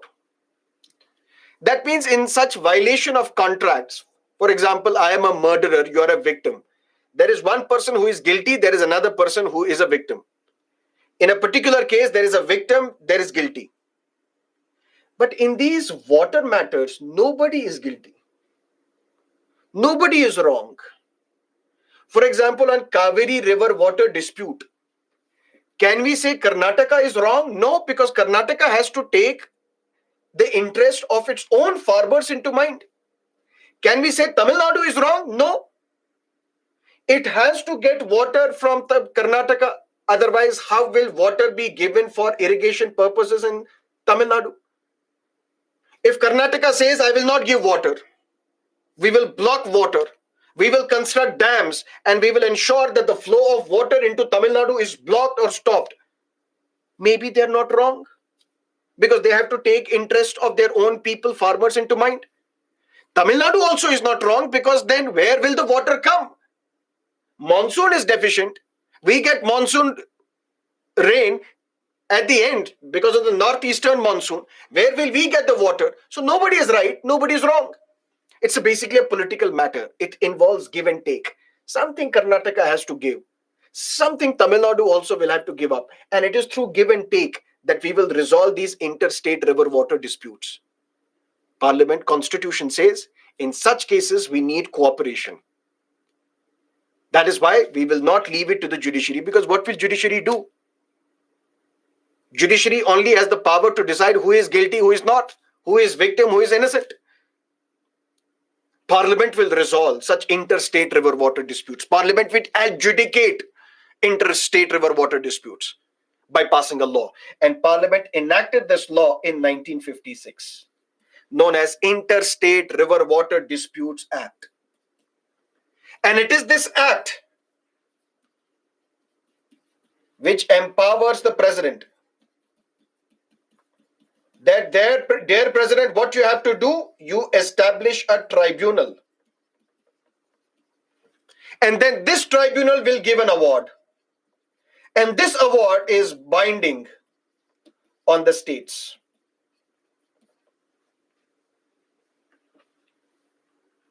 Under Article 262, which is known as adjudicatory mechanism, Parliament can adjudicate, can resolve, can give verdict on interstate river water disputes. How? By passing a law. And through this law, it can even exclude the jurisdiction of the Supreme Court, saying, stay away from this. This is a political matter. We will resolve it on our own. And the law was passed in 1956. And it is this Interstate River Water Disputes Act which empowers the president, that dear president, whenever we will get a dispute, for example, on Kaveri, we will get a dispute, we will send the matter to you, you set up a tribunal. In this tribunal, there will be members of judiciary as well. There will be members from bureaucracy as well. And together you will decide who and what is the award to be given. How many million cusecs of water Karnataka will have to give to Tamil Nadu. And that award will be final. You cannot challenge this award in the court, because it's a political matter. Here there is no right, no wrong. But there is a problem with this tribunal. Number one, it empowers the president to set up a tribunal. Listen to me carefully. It empowers the president to set up a tribunal, but president is a rubber stamp. It is when the prime minister advises the president, set up the tribunal, then the president sets up the tribunal. And sometimes setting up of tribunal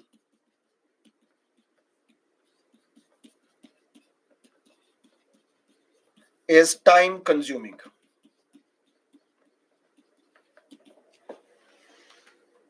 After many decades of dispute on Kaveri, after many decades, then president set up an interstate river water dispute on Kaveri tribunal. Kaveri tribunal. So number one, the problem is that even setting this tribunal is time consuming. There is another problem. Different tribunals for different disputes. On Kaveri, there is one tribunal. On Mahanadi, there can be another tribunal. On Satluj, there can be another tribunal. On Narmada river water dispute, there can be another tribunal. Tribunals. So we are only creating tribunals. We are not deciding the matters. Why? Because the problem number third is no time limit.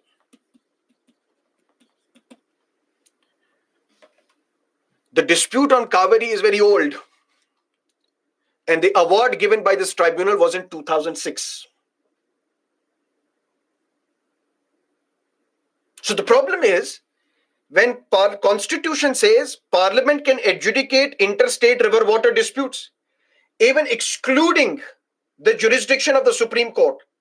What Parliament has done, it has enacted a law known as Interstate River Water Disputes Act. Under this act, whenever we get a dispute on a particular river, we will advise the president, you set up a tribunal. But when would we advise the president? It's time consuming. It takes a lot of time. Problem number 2, different tribunals for different disputes. Problem number 3, there is no time period. And problem number 4, Supreme Court involves itself.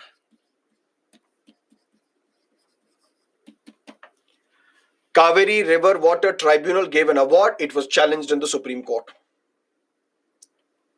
Kaveri River Water Tribunal is not given an award. It is challenged before the court. The court is asked, how can you interfere? Don't you know this is a political matter where there is no wrong or right? This is the matter that we will leave it to the political class to resolve. How are you interfering and why are you interfering? Supreme Court says, number 1, we have appellate jurisdiction.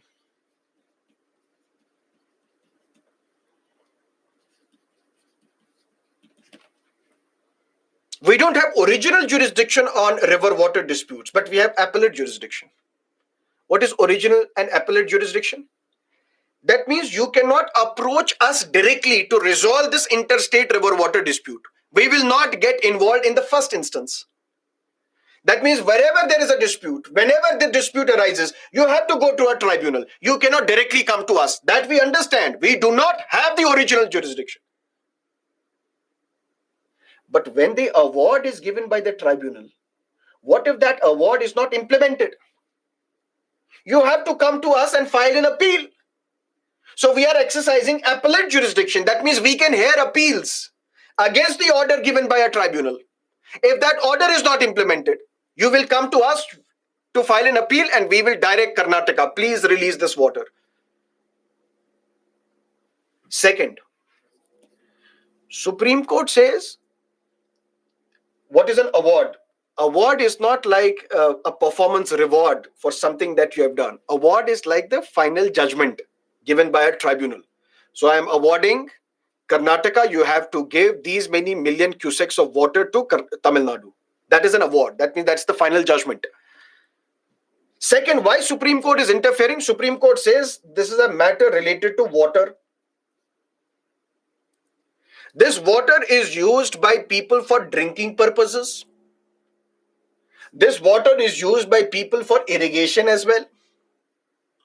Water is used to keep the people alive. That means right to life. Irrigation is used to ensure livelihood of the people, which means right to livelihood. Right to livelihood is a fundamental right under Article 21. Right to life is a fundamental right under Article 21. So if somebody is approaching us saying this is not a matter related to interstate river water dispute, this is a matter related to my right to life, this is a matter related to my right to livelihood, I have to hear this matter because I am obligated to hear this matter because I am the protector of fundamental rights. That is how I am getting involved, says the Supreme Court. But what is the best way to resolve these interstate river water disputes? The best way is to change the law, amend the law. And for that, there is a bill which is pending in the parliament since 2019, which is basically the amendment to that 1956 law, Interstate River Water Disputes Act 1956. That law is to be amended. For that, there is a bill pending in the parliament known as Interstate River Water Disputes Amendment Bill 2019. And what this law basically says, one common tribunal. Right now, the problem is, once the dispute comes, then the president will set up a tribunal. Setting up of this tribunal is problematic because it takes a lot of time. What if tribunal already exists? We will create a tribunal. This tribunal will exist. So whenever there is a dispute, it will come to this tribunal. That means you don't have to set up a tribunal. Tribunal will be set up. And you don't need different tribunals for different water disputes. One common tribunal to hear all interstate river water disputes. And a time limit is prescribed. A fixed, strict timelines will be prescribed. Within 2 years, you will have to resolve these interstate river water disputes. But this bill, unfortunately, has not been passed yet. It is still pending in the parliament. Once it is passed, then we will analyze this bill, whether this bill is good, bad, what are the changes that have been brought by this bill. But for our examination currently, we have to look at what is this adjudicatory mechanism, where center and states, they cooperate with each other to resolve their interstate river water disputes, Article 262 of the Constitution. But that is on river water disputes. What if there is another dispute on any other matter other than river water dispute? For that, there is a consultative mechanism. What is that consultative mechanism? Under Article 263, the president may set up something known as interstate council.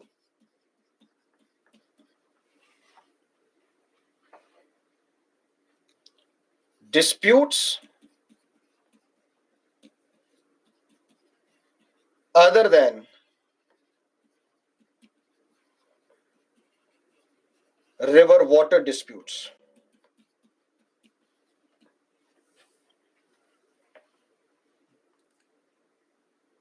But there is no adjudicatory mechanism for these disputes other than river water disputes. There is only consultative mechanism.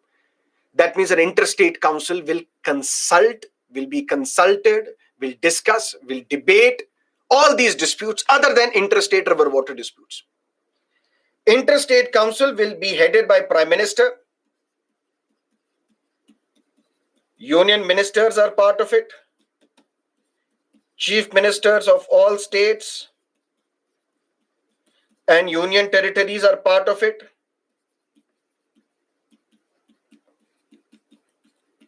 Administrators of union territories will be part of this. So what is this interstate council? It's like a federal body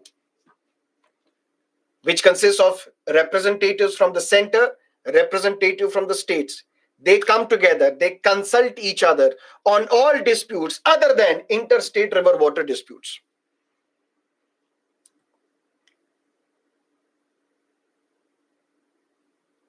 But even this interstate council is not doing its job properly because it does not have the mandate to adjudicate. Its mandate is only to consult each other on other disputes between center and the states. Why can't we turn this consultative mechanism also into a judicatory mechanism?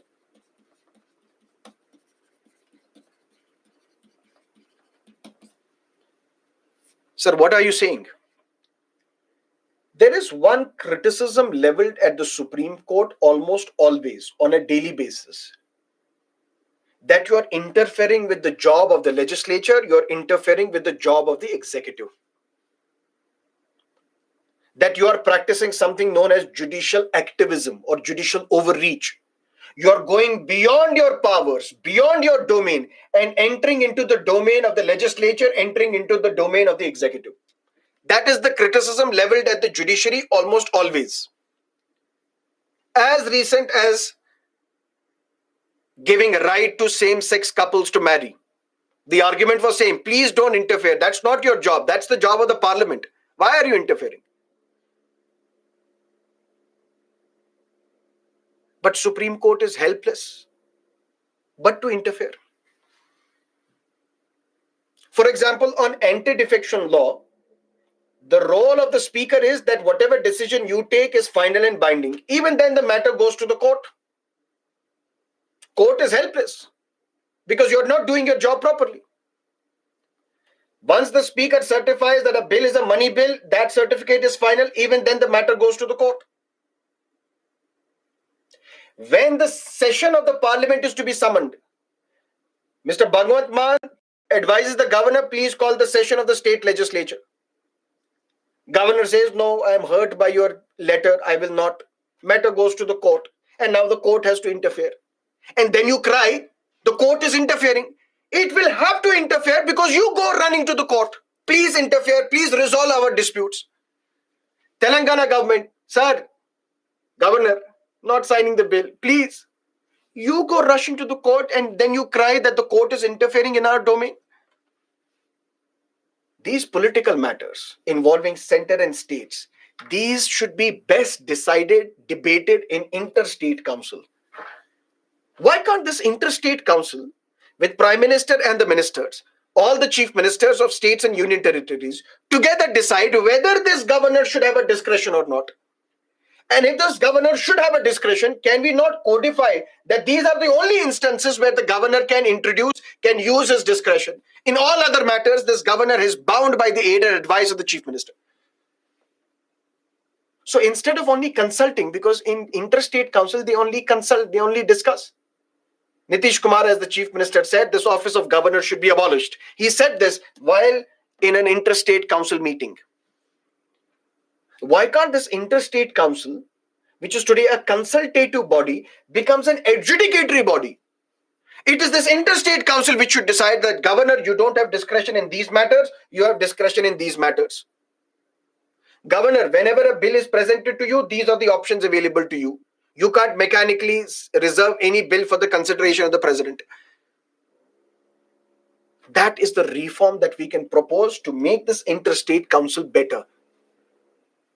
Instead of a consultative mechanism, it should follow an adjudicatory mechanism. It should adjudicate, resolve the disputes between center and the state on all other matters except interstate river water disputes.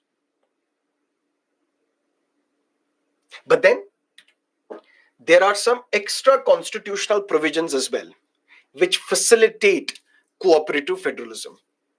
What are these extra constitutional mechanisms? Zonal council. What are these zonal councils?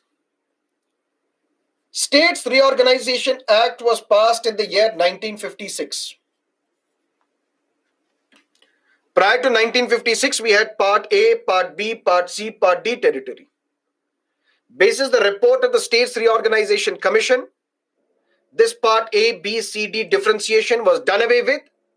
Now we have 14 states and 6 union territories in 1956. But it was on the advice of Pandit Nehru that 5 zonal councils were also set up. Zonal councils? The problems being faced by northern states are different from the problems faced by the southern states. In southern states, life expectancy is good. Human development indicators are good. Healthcare facilities are good. Educational opportunities are better. In northern states, the problems are different. Population explosion. In northern states, for example, the Himalayan states, they don't have the problem of water. Because the glaciers melt, water flows, they don't have the problem. Precipitation, monsoon is also good. But in southern states, they are dependent on the monsoon. If monsoon fails, agriculture collapses. Eastern states, problem is different. Western states, problem is different. In western states, there are also states where we have desert areas. Gujarat, Kutch, Rajasthan, Jaisalmer. So the problems of southern states are different from northern states, different from eastern states, different from western states, different from central India. Pandit Nehru said, why can't we create zones? Zonal councils. That means we will have 5 zonal councils. We will have a northern zonal council, a southern zonal council, eastern, western, and central zonal council. And let's have the meetings of these zonal councils every year. The Home Minister will be the chairman of all these zonal councils.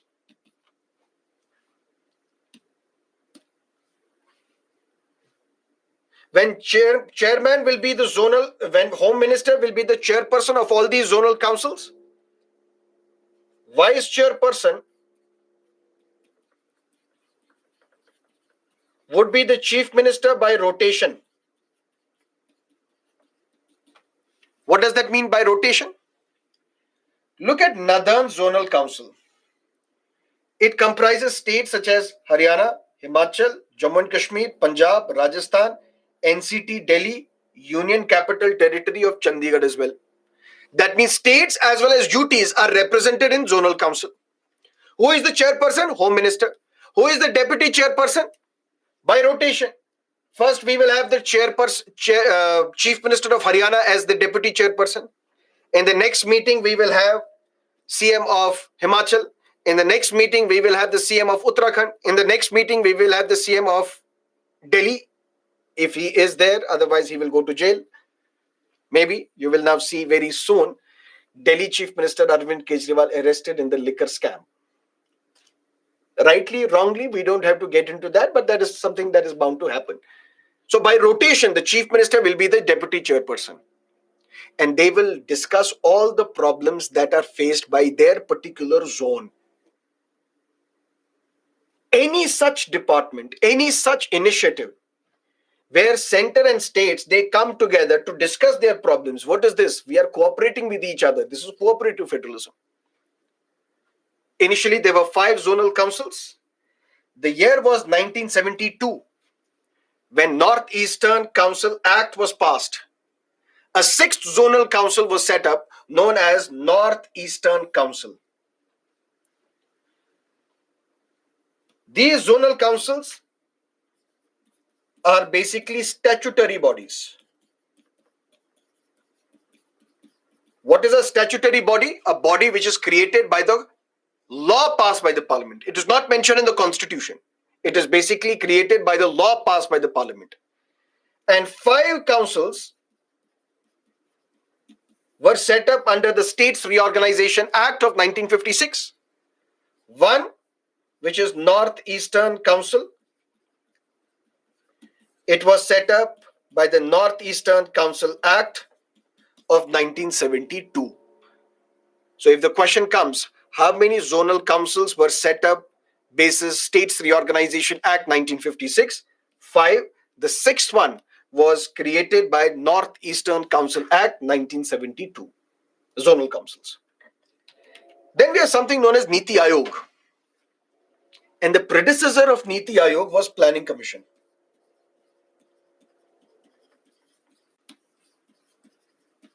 You might have read in economics or you would read in world history, there was a massive problem faced by the world in the 1920s, late 1920s, early 1930s. What was that problem? The Great Depression, where the growth was plummeting. The plummeting growth also led to unemployment.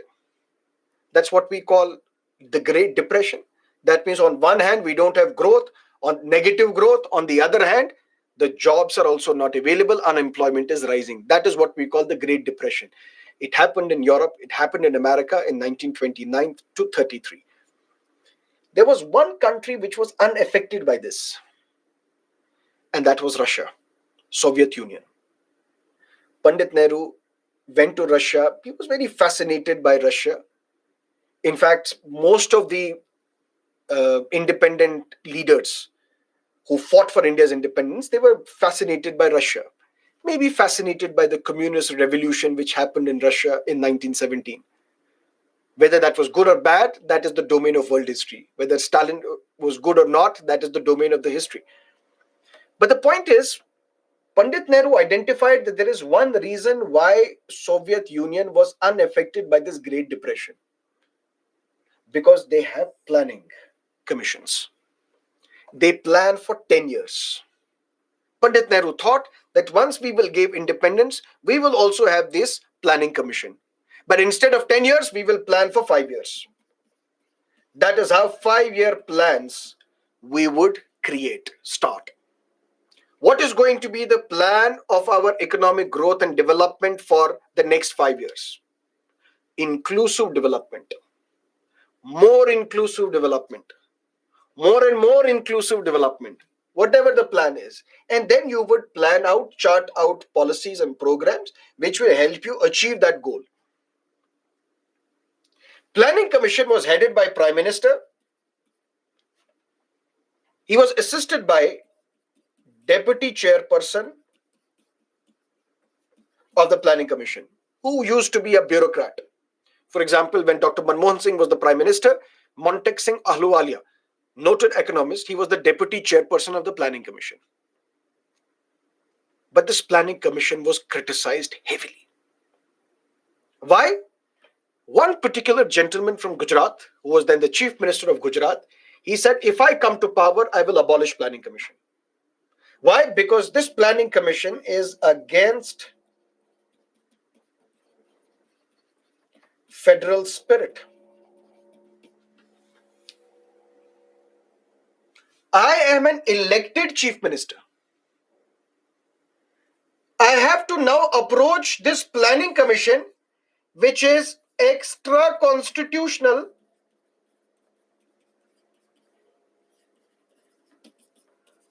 non-statutory body. Constitutional bodies are those which are created by the Constitution. Statutory bodies are those which are created by the law passed by the Parliament. Then we have extra constitutional, non-statutory bodies. That means these bodies, such as Planning Commission, they are created by a government resolution. Not created by parliamentary law, not created by the Constitution. Government issues a notification, this body is created. And through a government notification, Planning Commission was created. Mr. Modi said, I am a constitutional position holder. I am the Chief Minister of a state. And I have to go with a begging bowl before a body which is not even mentioned in the Constitution, which is not even a body passed by the Parliament. It's a government resolution body. And I have to beg them for funds. Please give me funds for my various schemes. And I have to go to Delhi, where Planning Commission sits. This is like an insult to chief ministers, to states, where for their money, they have to go to a body which is not created by the Constitution. And they decide what and how we will develop. This one size fits all, this strategy won't work. Planning Commission sitting in Delhi deciding how should development take place in the entire country. And they will allocate money to various states. And all these chief ministers will have to come to Delhi with a begging bowl, please give us money. This Planning Commission was dissolved, abolished when Mr. Modi came to power in 2014. And it was replaced by Niti Aayog. The job of this Planning Commission was to approve these, create these 5-year plans. So 5-year plans of the entire country was created by a body which is not there in the Constitution, which is not there created by any law, which is not even represented by states. There was no representative from the state in the Planning Commission, created by the center, and center decides everything. This Planning Commission was abolished. It was replaced by another extra constitutional, non-statutory body known as Niti Aayog. And Niti Aayog is a classic example of cooperative federalism. Why? Because Niti Aayog will have Prime Minister and its chairperson, will have chief ministers of all states, lieutenant governors of all union territories. So when state center is represented in this body is an example of cooperative federalism. This Niti Aayog is like the think tank.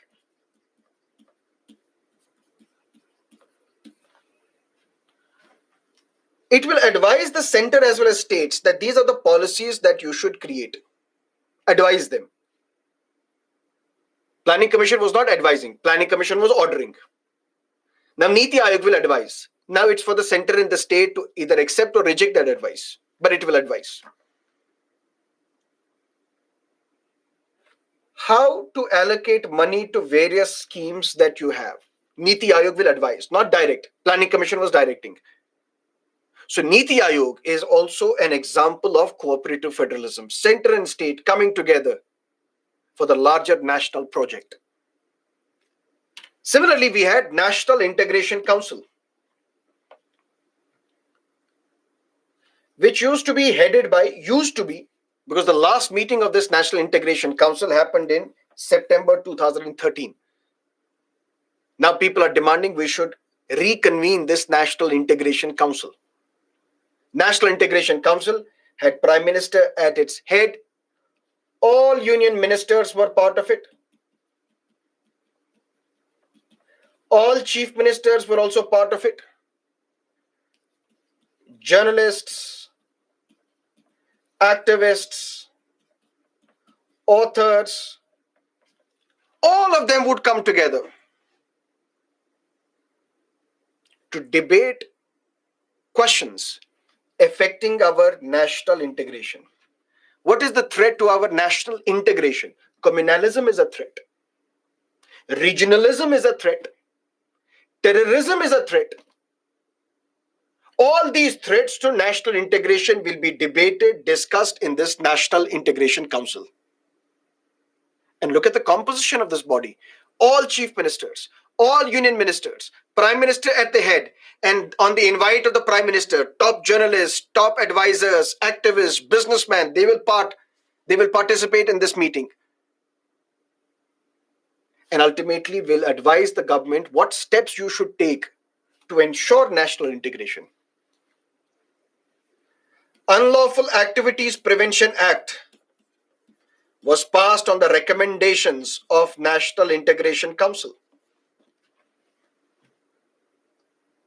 How do we prevent these unlawful activities which affect our national integration? For that, there needs to be a law. This law was passed by the Parliament on the recommendations of National Integration Council. ULFA was banned, which was a terrorist organization from Assam. It was banned because it was a threat to national integration on the advice of National Integration Council. But there are experts who now say that there is more danger to our national integration today because of the rising communal conflicts, because of tribal conflicts, which is also affecting our national integration. So it is time to reconvene National Integration Council, which last met in September 2013 when Dr. Manmohan Singh was the Prime Minister. After that, it did not meet. It was not convened. So it is time to reconvene National Integration Council.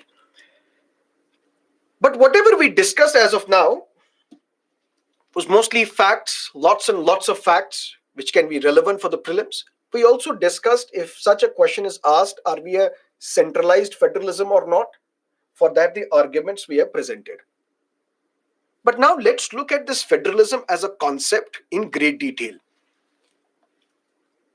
Federalism as a term is derived from Latin word fidus, which means treaty or an agreement. What is federalism basically? It refers to constitutionally allocated. That means constitution should allocate, should distribute powers between two or more levels of government. Federalism term is derived from the Latin word fidus, which means a treaty or an agreement. For example, those states which were under the British Empire, those states in Northern America, which were under the control of the British Empire, they decided to revolt, seek their independence. That is what we call American War of Independence. Now these states which came out of British colonialism, now they are independent sovereign countries. Now these sovereign countries decided to come together to create United States of America. Through what? Through a treaty, through an agreement. United States is a federal structure. They created a constitution. They adopted this constitution at Philadelphia.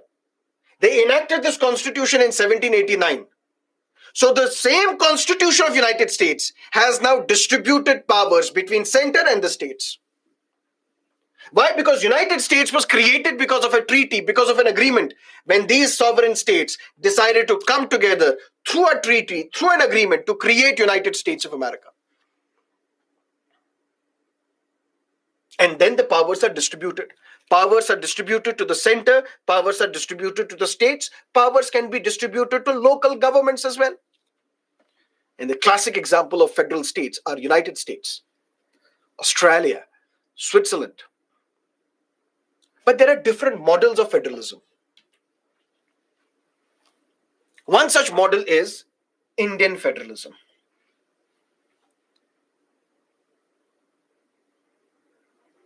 What is Indian model of federalism? When a geographically vast and culturally diverse state gives autonomy to its provinces for administrative convenience, for representing regional interests. Such a type of federalism is what we call holding together federalism. For example, in United States, in Australia, in Switzerland, what is their federalism? Their federalism is that states have decided to come together through an agreement to create a political entity known as United States of America. That is federalism for them. That means this entity was created because there was a treaty, because there was an agreement. And because there was an agreement, powers were distributed. Some given to the center, some given to the states. But India is not that federalism. We say Indian example of federalism is that we are holding together federalism. And what is this federalism? Where center has some powers, states have some powers. Why powers are distributed between center and the state? Number one, for administrative convenience. It's a geographically very vast country such as India. Center cannot govern the entire country effectively. Can center ensure law and order of the entire country? No. Educational opportunities, local interests of all the people, it would be very difficult to manage. That is why in our first few classes we discussed that there should be more and more states in India. Small is beautiful. Smaller the state, equitable the development. If the entire country was only controlled by the center, we would have seen those areas, some areas would have been more developed, majority of the country would have been lesser developed. Because you can't ensure equitable development because you don't have time. You can't allocate time to all the regions of the country. So for administrative convenience, let Tamil Nadu deal with its own area. Let Maharashtra deal with its own area. Let Punjab deal with its own area. That is why powers were distributed. So to ensure administrative convenience, we did this experiment with federalism. And not just for that, for representing regional interests. Basically, to hold the country together.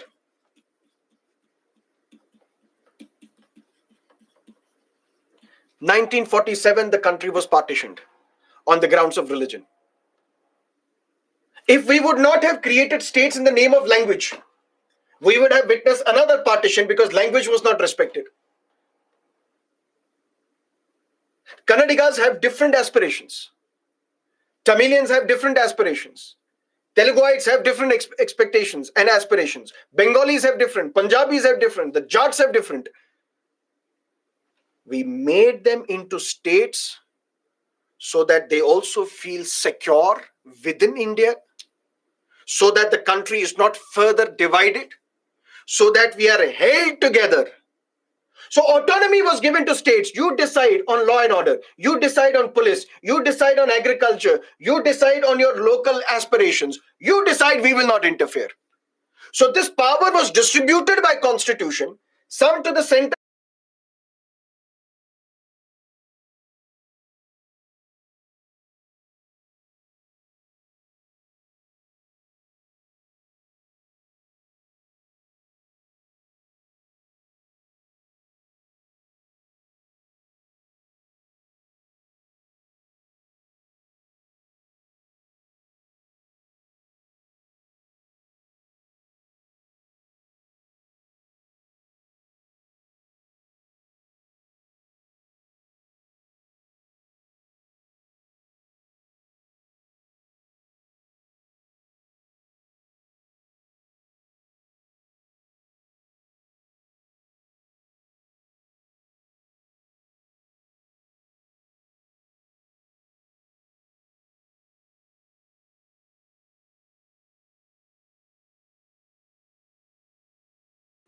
There are some constitutions which give autonomy to the states, distribute the power between center and the state, not for administrative convenience, but for their very survival. India may not have been united if the states were not created in the name of language, if language was not respected, if regional interests and aspirations were not satisfied.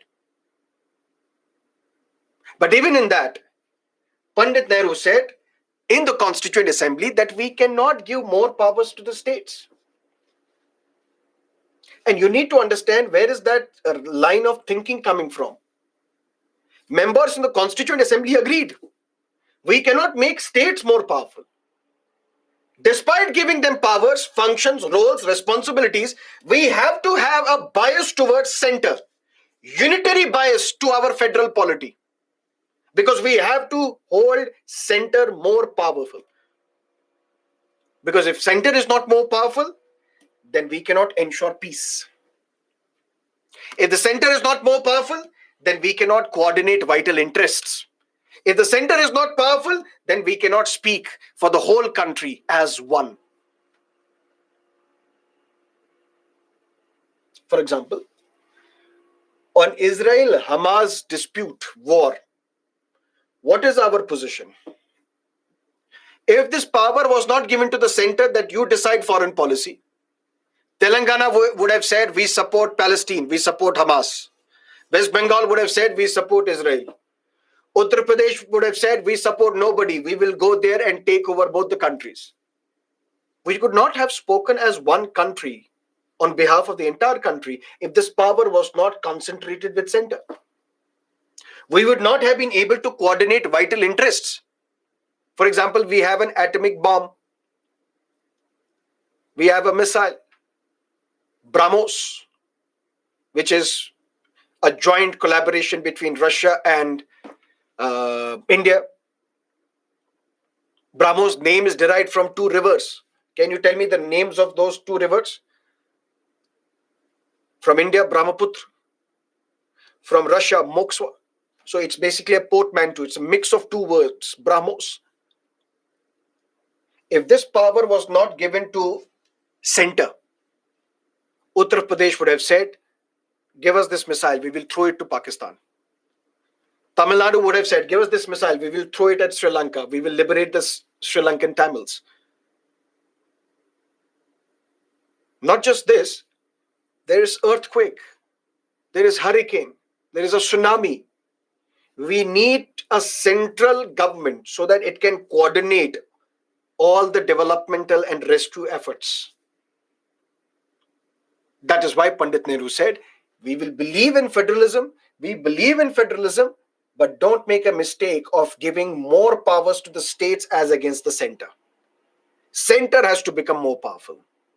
We will give responsibility to the states, but lesser responsibility. More responsibility will be that of center. And that is how we reach to centralized federalism, for which Australian constitutional expert K.C. Ware says, we are quasi-federal.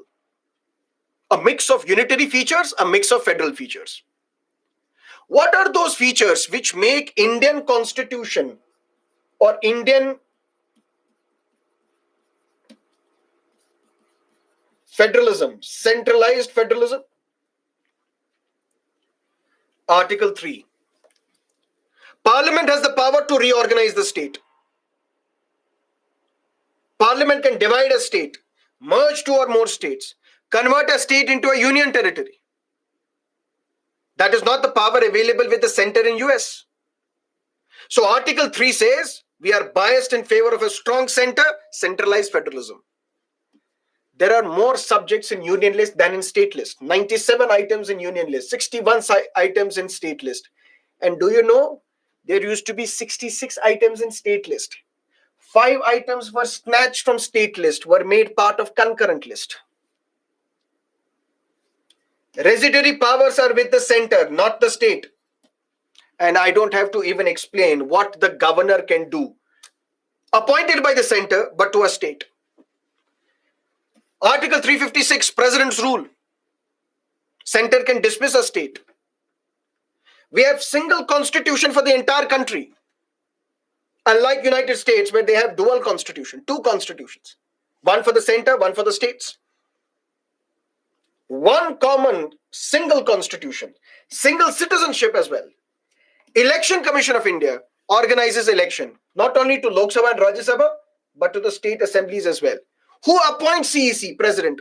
Who can remove CEC? President. Who appoints election commissioner? President. Who can remove election commissioner? President. Who is president? Said head of the center.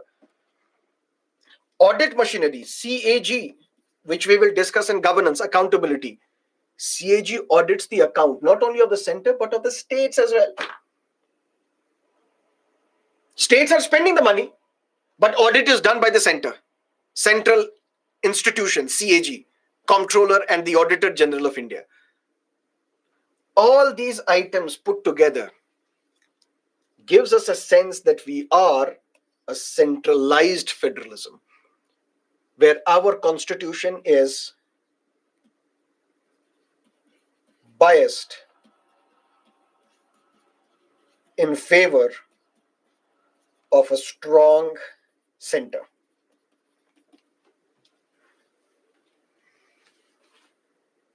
And not just that, we have common integrated judiciary.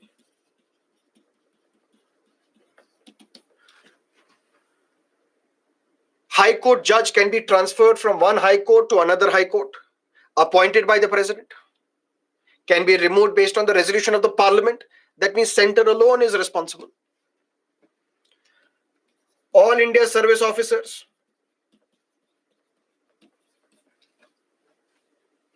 appointed by the center, removed by the center, controlled by the center, disciplined by the center. But where are they working? In the states. All these are examples that our constitution is biased in favor of a strong center. But this term federalism is not mentioned anywhere in the constitution. Article 1, Clause 1, India, that is Bharat, shall be a union of states. Federalism is not mentioned. Federal term is not mentioned anywhere in the constitution. Yet this federalism is part of the basic structure of the constitution. That is why some people say it was not through design that federalism emerged in India, or federalism was set up in India, or federalism was created in India. Federalism has emerged in India through various accidents. For that, we have to travel through the history, a little bit of history, and to understand how federalism evolved and became part of the basic structure of the constitution. For that, we have to divide our independent history into 4 stages. To come to this conclusion, how exactly federalism emerged in India, how we became federal, although constitution thought we are something else, because they gave more powers to the center. For that, we need to understand the first phase is between 1952 to 1967. This is what we call one-party federalism. There was only one political party which dominated the country in this entire period, and that was Indian National Congress. But it was not the Congress of today. It was the Congress of the past. Congress was in power at the center. Congress was in power in most of the states as well. We can say in almost all the states as well. With few exceptions, we will discuss. At the center, we had Pandit Nehru. In the states, we had Congress stalwarts.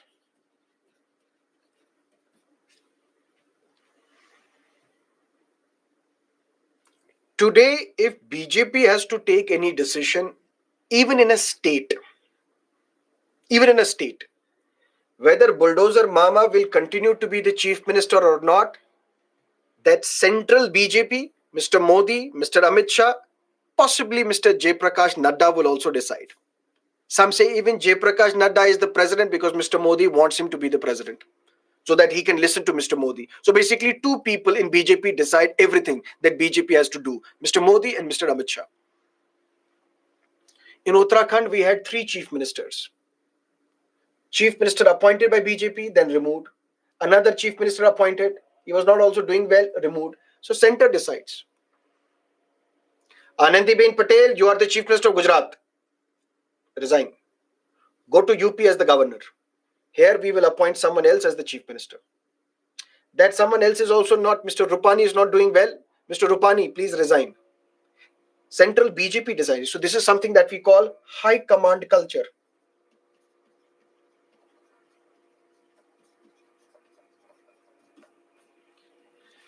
And BJP used to laugh at Congress. Because when Congress would win an election in the state leaders were asked who will become the chief minister. They would say high command will decide. That means the Gandhi family will decide in Delhi. BJP would laugh at the Congress. Are you a democratic political party where you cannot decide who should be the chief minister? MLAs should get to decide who is the chief minister.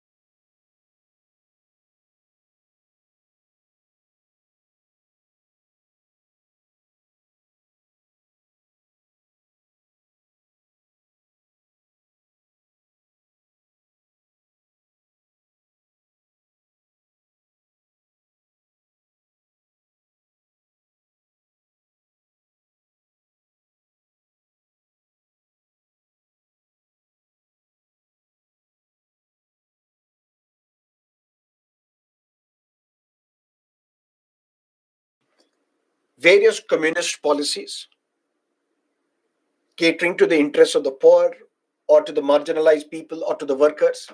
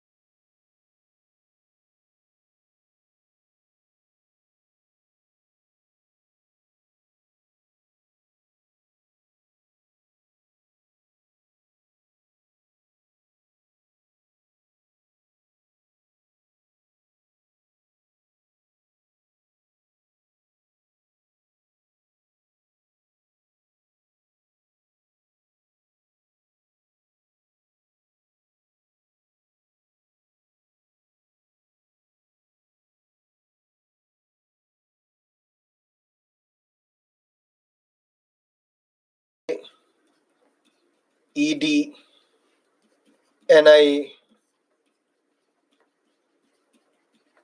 targeting opposition leaders.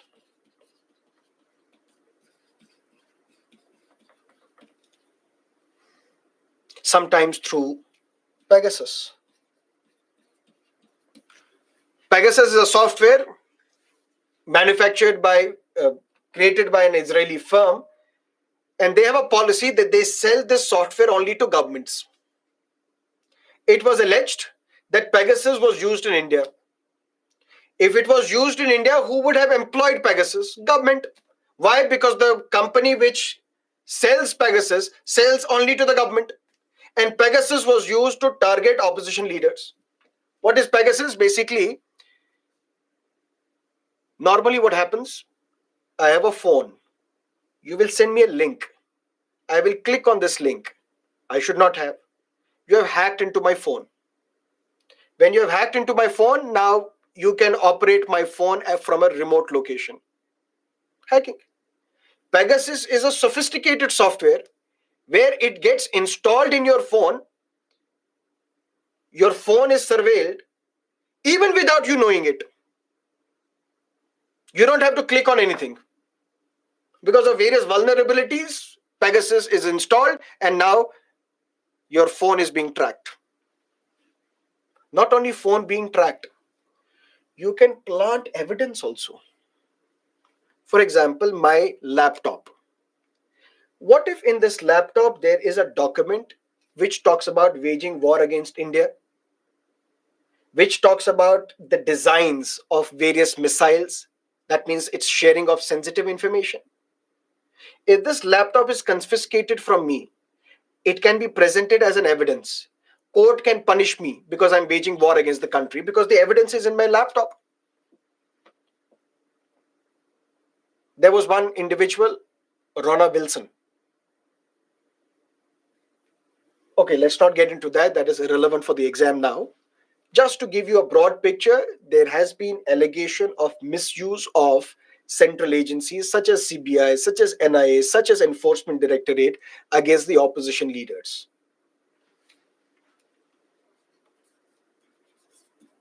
Dismissal of governments in Arunachal and Uttarakhand, 2016. Although it was overturned by the courts, but there was a misuse of Article 356. Not just this, anti-defection law subverted, whether it is Maharashtra, whether it is Karnataka, whether it is Madhya Pradesh. So we are going back to an old stage of federalism where there is one party which is dominated at the center. And there was a time when BJP was in power in 21 states as well. But then thanks to something, now BJP is a dominant force at center. But it is the Congress and opposition which are in power in the states, majority of the states. Congress in Rajasthan, Congress in Chhattisgarh, Congress in Himachal Pradesh, opposition political parties, whether it is Telangana, in the entire South India. That is leading to a situation where federalism is still intact, where the states are still resisting the central party to control the political nature of India. This central party tomorrow can be Congress again, can be Aam Aadmi Party later, can be my party later. But we have to ensure that the interests of the states are protected in India so that one party at the center or the central government cannot dominate the states. This is through series of accidents that federalism has emerged in India. That is why some people, for example, Kapil Sibal, he says India is not federalism because it was meant to be federalism under the constitution. Federalism has emerged in India through various accidents. Accident of rise of regional political parties, establishment of states in the name of language. If Mr. Poti Sriramalu would not have died, if we would not have accepted Andhra to be created on linguistic lines, maybe we would not have reorganized the entire country on the basis of various languages. Judicial safeguards because of S.R. Bommai judgment, 73rd, 74th Amendment, LPG reforms of 1991, Sarkaria Commission. More financial resources are given to the states under Finance Commission. All these accidents have led to the emergence of federalism in India. That is what completes our topic today. We'll meet tomorrow, and tomorrow we will start with local government.